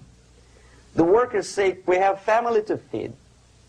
Let's have a strong government, maybe socialist government, centralized. When somebody put the employers on their place and let us work. We are sick and tired of going to strike and missing overtime and all that stuff. We need some strong man, strong government, a leader, a savior is needed. Population is sick and tired already. And here we are. We have a savior. Either a foreign nation comes in, or the local group of leftists, Marxists, no matter what they call themselves, Sandinista, a reverend or some sort, Bishop Muzureva, like in Zimbabwe, doesn't matter. A savior comes and says, I will lead you. So we have two alternatives here. Civil war and invasion. Okay? See how it goes? Civil war, we know what it is. Lebanon is the best example. The civil war, which was artificially implanted in Lebanon by injection of force of PLO, Palestinian Liberation Organization. Invasion we have in many other countries like Afghanistan, name any East European country, it was invaded by the Soviet army. But the result is the same. The next stage is normalization. Normalization is a very ironic word, of course. It is borrowed from 1968 situation in Czechoslovakia, when the Soviet propaganda, and after them New York Times, declared the country is normalized. The tanks moved into Prague, so there is no more Prague Spring, there is no more violence. Normalization. At that stage, the self-appointed rulers of the society don't need any revolution anymore. They don't need any radicalism anymore. So this is the reverse from destabilization. Basically, it is stabilizing the country by force. So all the sleepers and activists and social workers and liberals and homosexuals and professors and Marxists and Leninists are being eliminated physically sometimes. They've done their job already. Okay? They are not needed anymore. The new rulers need stability to exploit the nation, to exploit the country, to take advantages of the victory. Okay? So no more revolutionaries, please. And that's exactly what happens in a number of countries. You remember Bangladesh? This is the crisis in which I was instrumental. First they had Mujibur Rahman. In 1971, he was the leader of People's Party, Awami League, with mustache like Stalin. He was in Russia many times. In 5 years, he was shot by his former colleagues, Marxists. He fulfilled his function. In Afghanistan, it happened 3 times. First there was Taraki, then there was Amin, now there's Babrak Karmal. They killed each other successively, one after another. The moment he fulfills his duty, the first one demoralized country, the second destabilized, the third one brought it to crisis. Goodbye, comrades. Babrak Karmal comes from Moscow and put into the seat of power. Same thing happened in Grenada recently. Maurice Bishop, Marxist, was killed by Austin, what's his name, General something, who was also a Marxist. Right? So no more revolutions, please. Normalization now. From now on, no more strikes, no more homosexuals, no more women lib, no more kid lib, no more lib, period. Good, solid, democratic, proletarian freedom. That's it. Now, to reverse this process takes enormous effort.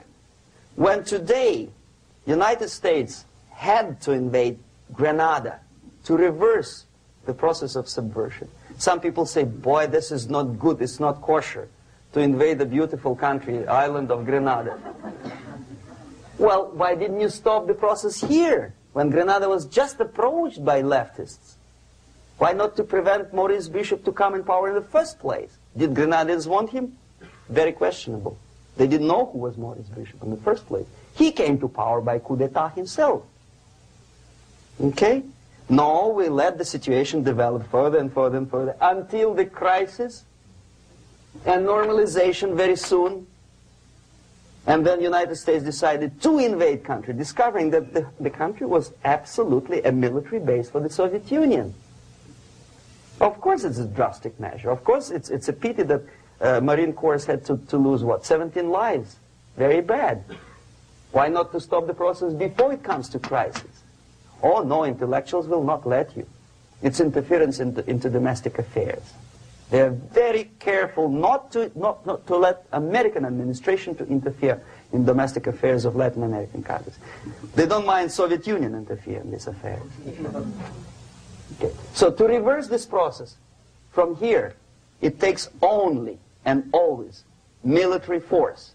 No other force on earth can reverse this process at this point. At this point, it does not take military invasion of the United States Army. It takes strong action, like in Chile, a CIA covert involvement to prevent the savior from outside to come into power and to stabilize country before it erupts into civil war. Okay? Support the right-wing conservative forces. By money, by crooks or love, doesn't matter. Stabilize the country. Don't let the crisis develop into civil war or invasion. Oh no, your liberals will say it's against the law. The Congress will not appropriate money for covert actions of CIA. Why not? Should we wait till the normalization come and Soviet tanks land in Los Angeles airport? Now, at that point, at the point of destabilization, also the process could be reversed. Again, easily than this. No CIA involvement at this point. You know what it takes here? Restriction of some liberties for small groups which are self-declared enemies of the society. As simple as that. Oh no, the media and liberals will tell you this is against the American Constitution. How can we, by force, deny the civil rights to criminals, for example? It's not good. Okay? So we allow them to. Okay, if you allow the criminals to have civil rights, go on and bring the country to the crisis. This is a bloodless way to do. Curb the rights. I mean, not to put them in prison. No, I'm not talking about putting all the gays from San Francisco in the concentration camp. Do not allow them to take political force. Do not elect them to the seats of power, whether it is municipality level, state level, or federal level. It has to be beaten in the heads of American voters that a person like that in the seats of power is an enemy. Do not be afraid of this word. It is an enemy. If he is not an enemy here, he will be here. Later on, he will be shot, of course. But at this point, he is an enemy. Okay? You are doing great service by denying him a right to capitalize on his own crazy ideas and become a powerful man, a man who uses the seat of power. Restriction of certain freedoms and permissiveness at that point would prevent sliding into crisis and probably will return the process of destabilization. To curb unlimited power, monopolistic power of trade unions, here, at that point, would save economy from collapsing. To introduce a law to stop private companies of raping public opinion's mind in the direction of consumerism. No company must have a right to force you into buying more unless you want it. There must be a law. You want to advertise your car? Okay. But not a single mentioning of buying it now and saving money. It must be against the law to force people to consume more. Self-restraint. Previously, before this process started, the self-restraint was a business of church, religion. Because our preachers, the fathers of church, would tell us, material values are good, but it's not the prime function of human being. Because you have to live with something. Obviously, the design for our life is not to consume more deodorants. There must be something greater. If such a complicated instrument as human body was created, obviously there must be some higher purpose for that. And it's very easy to avoid destabilization by denying the greedy companies one little freedom, one little liberty, forcing you into turning yourself into processors of unwanted products and goods. They turn you into machines, like the worm who there's inlet and outlet. So, and how long an average appliance lasts these days? Less than a year. Why? Where's workmanship? Well, we want you to buy more. Okay. Destabilization process could be easily overcome if, as I say, the society, by its own will or after persuasion by the leaders, will come to the idea of self-restraint. It's so hard we want to consume more, but you have to. Unless you will come to this stage, when, as we say in Russia, if Sahara Desert ever becomes a communist state, there will be shortage of sand. So you have to curb your... you have to curb your expectations at this point before it's too late. But no, we don't want to do it. Demoralization process. Again, it's the easiest thing to reverse. First of all, by restricting import of propaganda. The easiest thing to do. Unlimited, unrestrained import of Soviet literature, Soviet journalists, giving Soviet propaganda and ideological agitators equal time on American TV networks. It has to be stopped. And it's easy. They won't be offended, mind you. As a matter of fact, they will respect America more. But when my former colleague Vladimir Posner appears on Nightline, and Ted Koppel asks him, well, Vladimir, what do you think about this? And what can he think? He is an instrument of propaganda. He thinks what Comrade Andropov tells him to think. He's just a nice, articulate mouthpiece of the Soviet subversion system. And Ted Koppel makes you believe that my friend Vladimir Posner thinks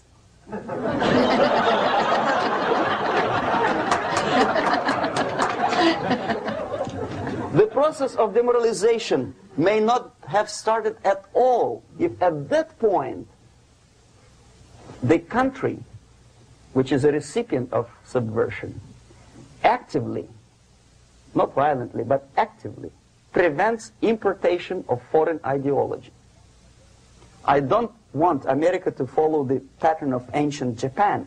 You don't have to shoot every foreigner when it approaches the sacred borders of the United States. But when he offers you a junk in the disguise of very shiny something, you have to tell him, no, we have our own junk.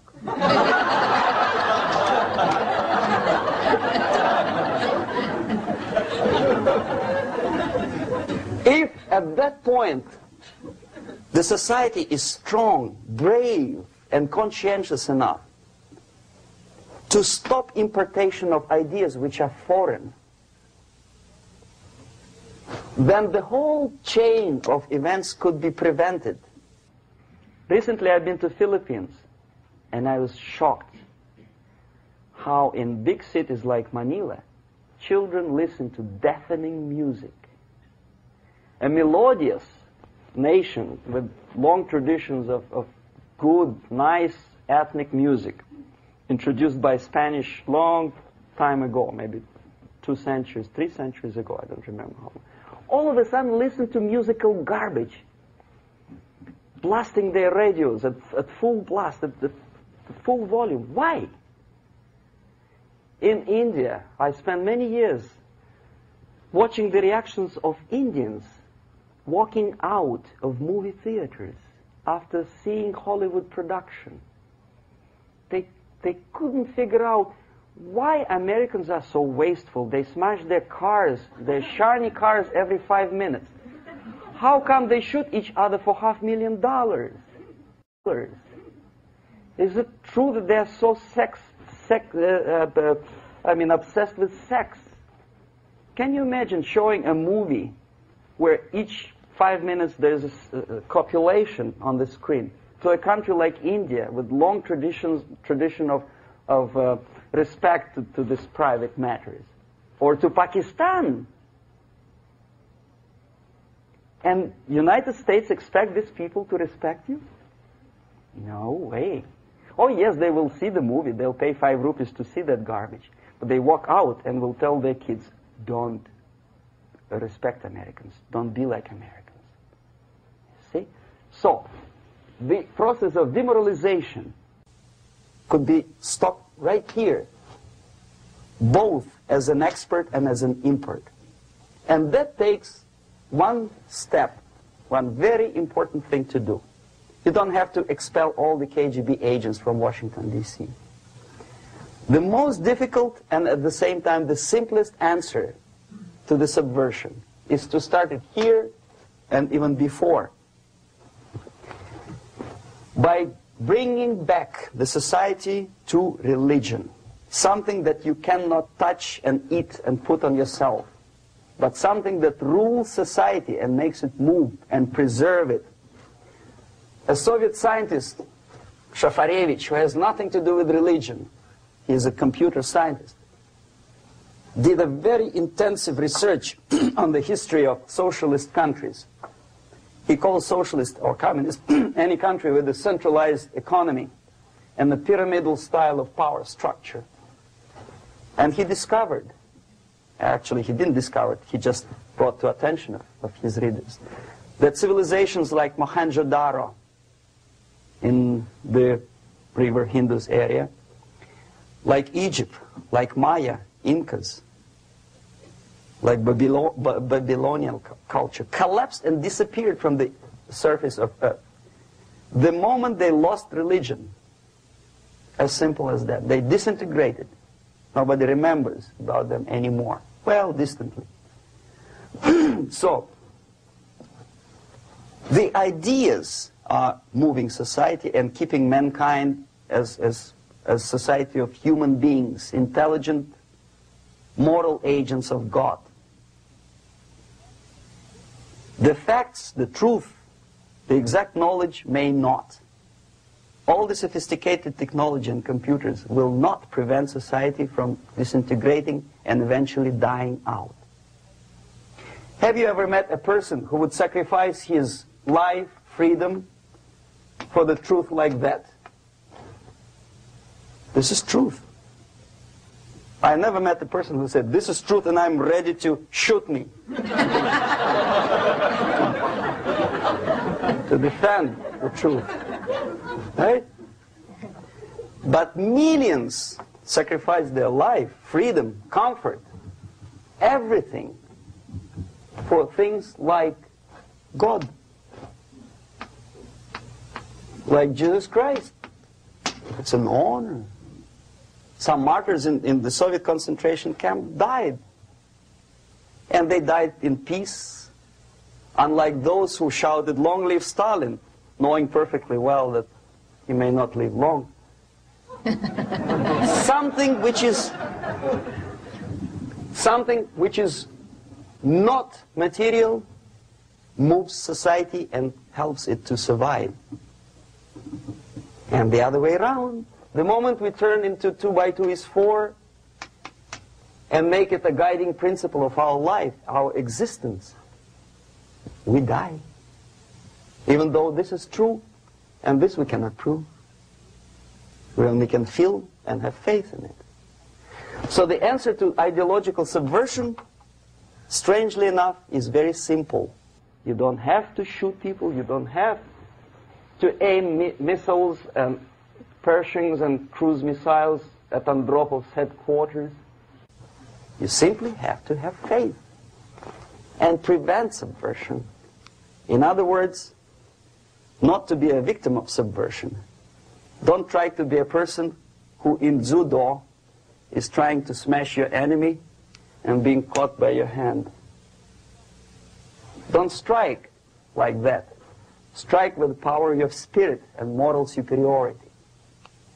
If you don't have that power, it's high time to develop it. And that's the only answer. That's it. Thank you.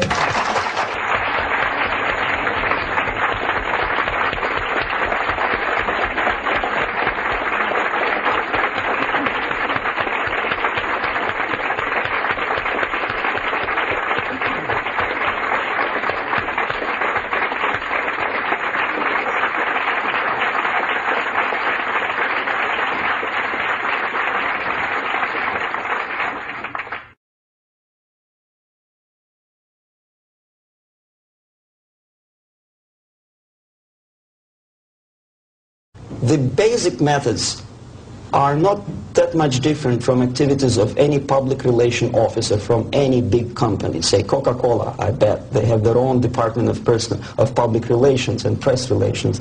But the ultimate goal, the ultimate purpose is different.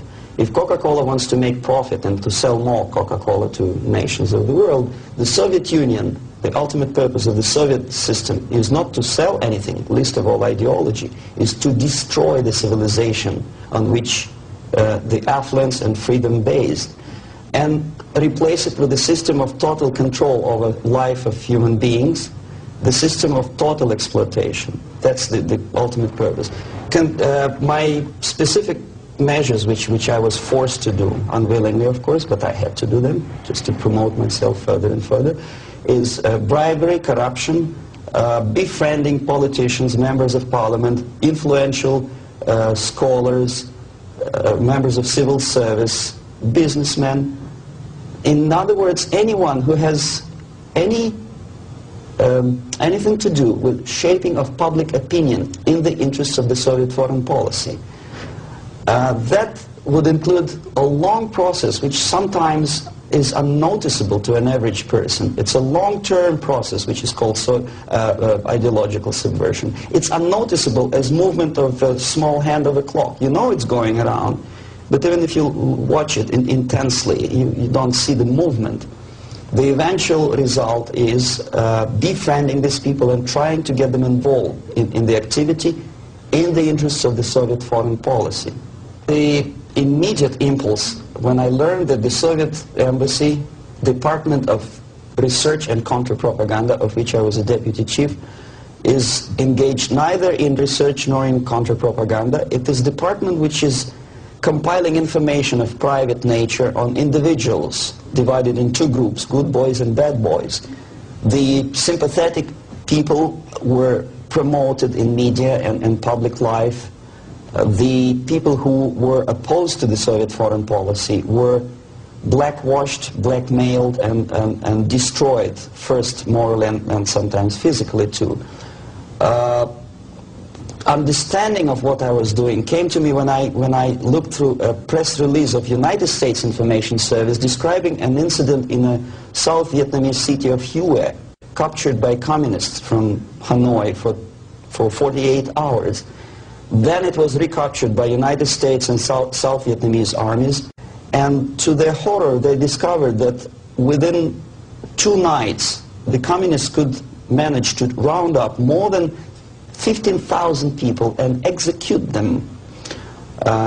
Most of these people were either sympathetic to United States or to the Western culture, or directly involved in activities supporting United States President in South Vietnam, agents of CIA naturally, even barbers because they know too much. They were executed, and United States intelligence couldn't figure out how could they possibly do it in such short period of time. Later on they discovered, they found out from several defectors that long before communists occupied that city, there was an extensive omnipresent network of informers who knew exactly the addresses, the names, the whereabouts of each individual who was later executed. When I turned to my own files, I discovered that basically that information exists in my department. So it doesn't take much intelligence to understand what I was doing in India. I was compiling information. Comes revolution, these people would be executed. Indirectly, I was involved in a criminal activity, in mass murder. I decided to defect and explain it to Americans, and the response I already described. I was called a paranoid. But I decided to defect and try nevertheless. There's another long story. It's virtually impossible to defect in India simply because Indian government, under pressure from the Soviet government, if you can call them government. I don't call them government, I call them junta.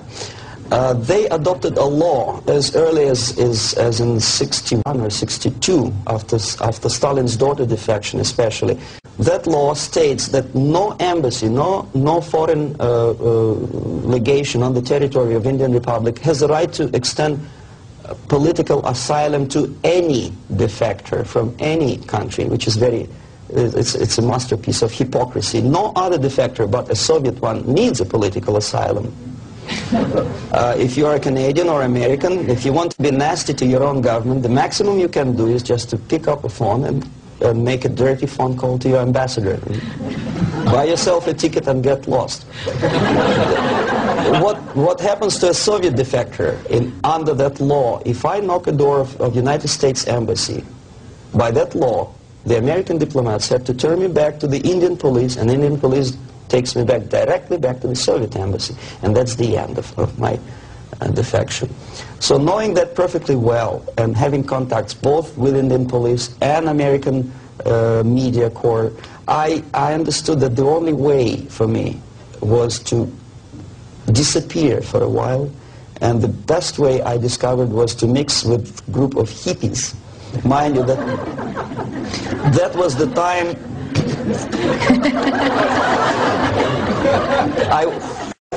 I was 13 years younger, so I looked slightly different, of course.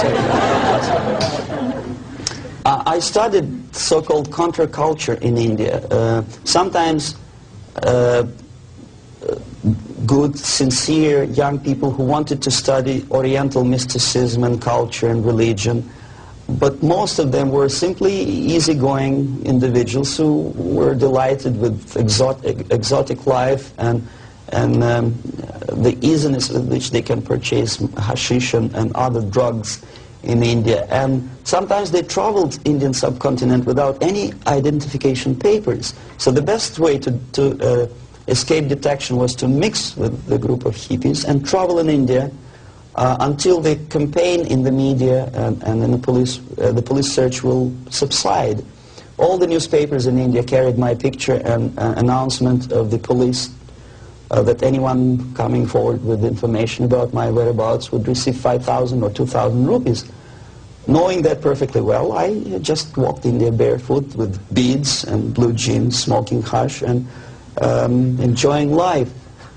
Until I found sympathetic journalists who smuggled me from India to Greece. Mind you, that was a military dictatorship at that time. Then only I approached American CIA, and they helped me to land in Canada as a legit, ordinary immigrant. So now I'm a Canadian citizen, as you can see from my patriotic tie. Canada is a kind of middle of the road country where there are so many various ethnic groups that another strange character who speaks both Russian and English and two Oriental languages, I didn't have any problem fitting into academic circles, and first being just a student at the University of Toronto, and later a producer with the Canadian Broadcasting Corporation.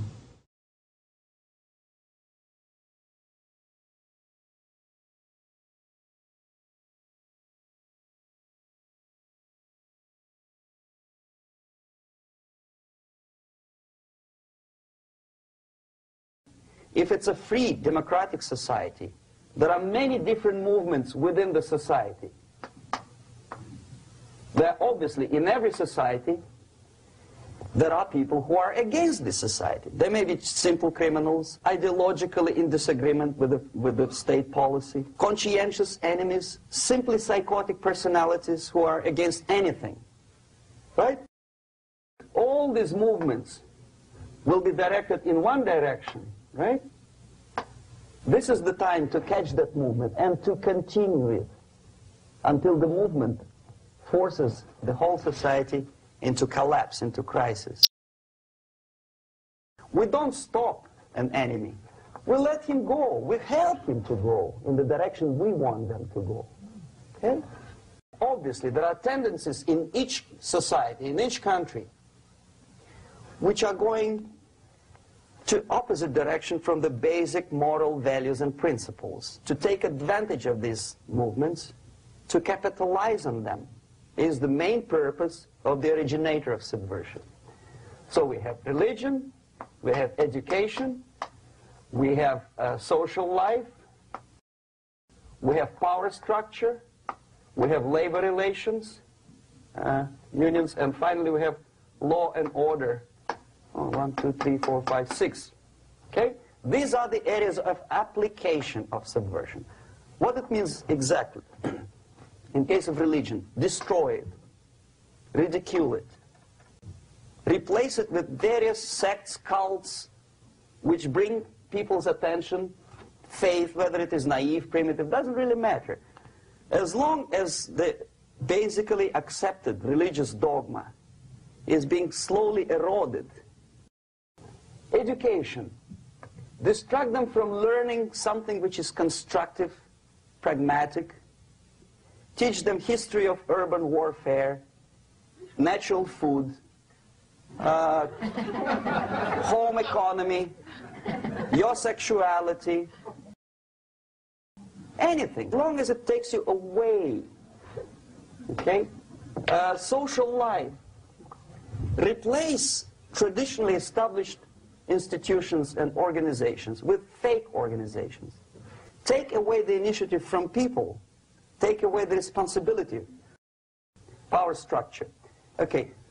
The natural bodies of administration, which are traditionally either elected by people at large or appointed by elected leaders of society, are being actively substituted by artificial bodies. The bodies of people, groups of people, whom nobody elected. Never. As a matter of fact, most of the people don't like them at all, and yet they exist.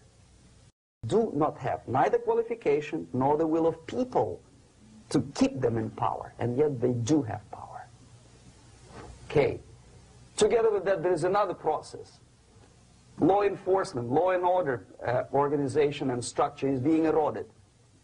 For the last 20, 25 years, if you see old movies and new movies, you can see that a policeman, an officer of the United States Army, looks dumb, angry, psychotic, paranoid. A criminal looks nice, and he's unproductive only because society oppresses him. A policeman is a pig, rude policeman. He abuses his power. No? A generality, generalization like that. The hatred, the mistrust to the people who are supposed to protect you and enforce law and order. Moral relativity. Okay, labor relations.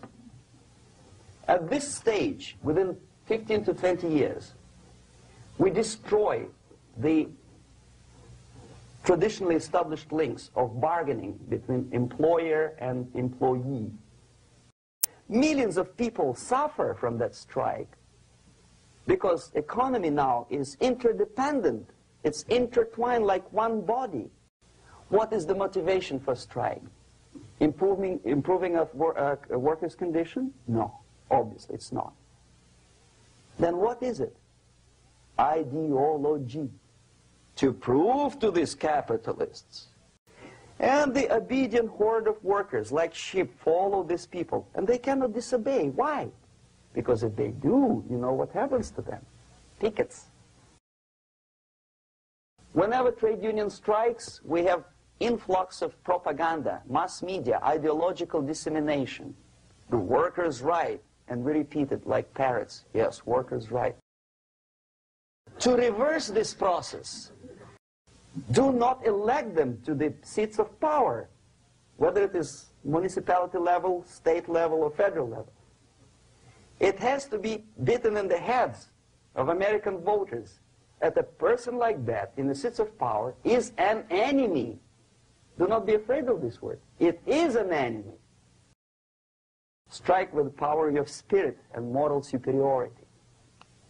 If you don't have that power, it's high time to develop it. And that's the only answer. That's it. Thank you.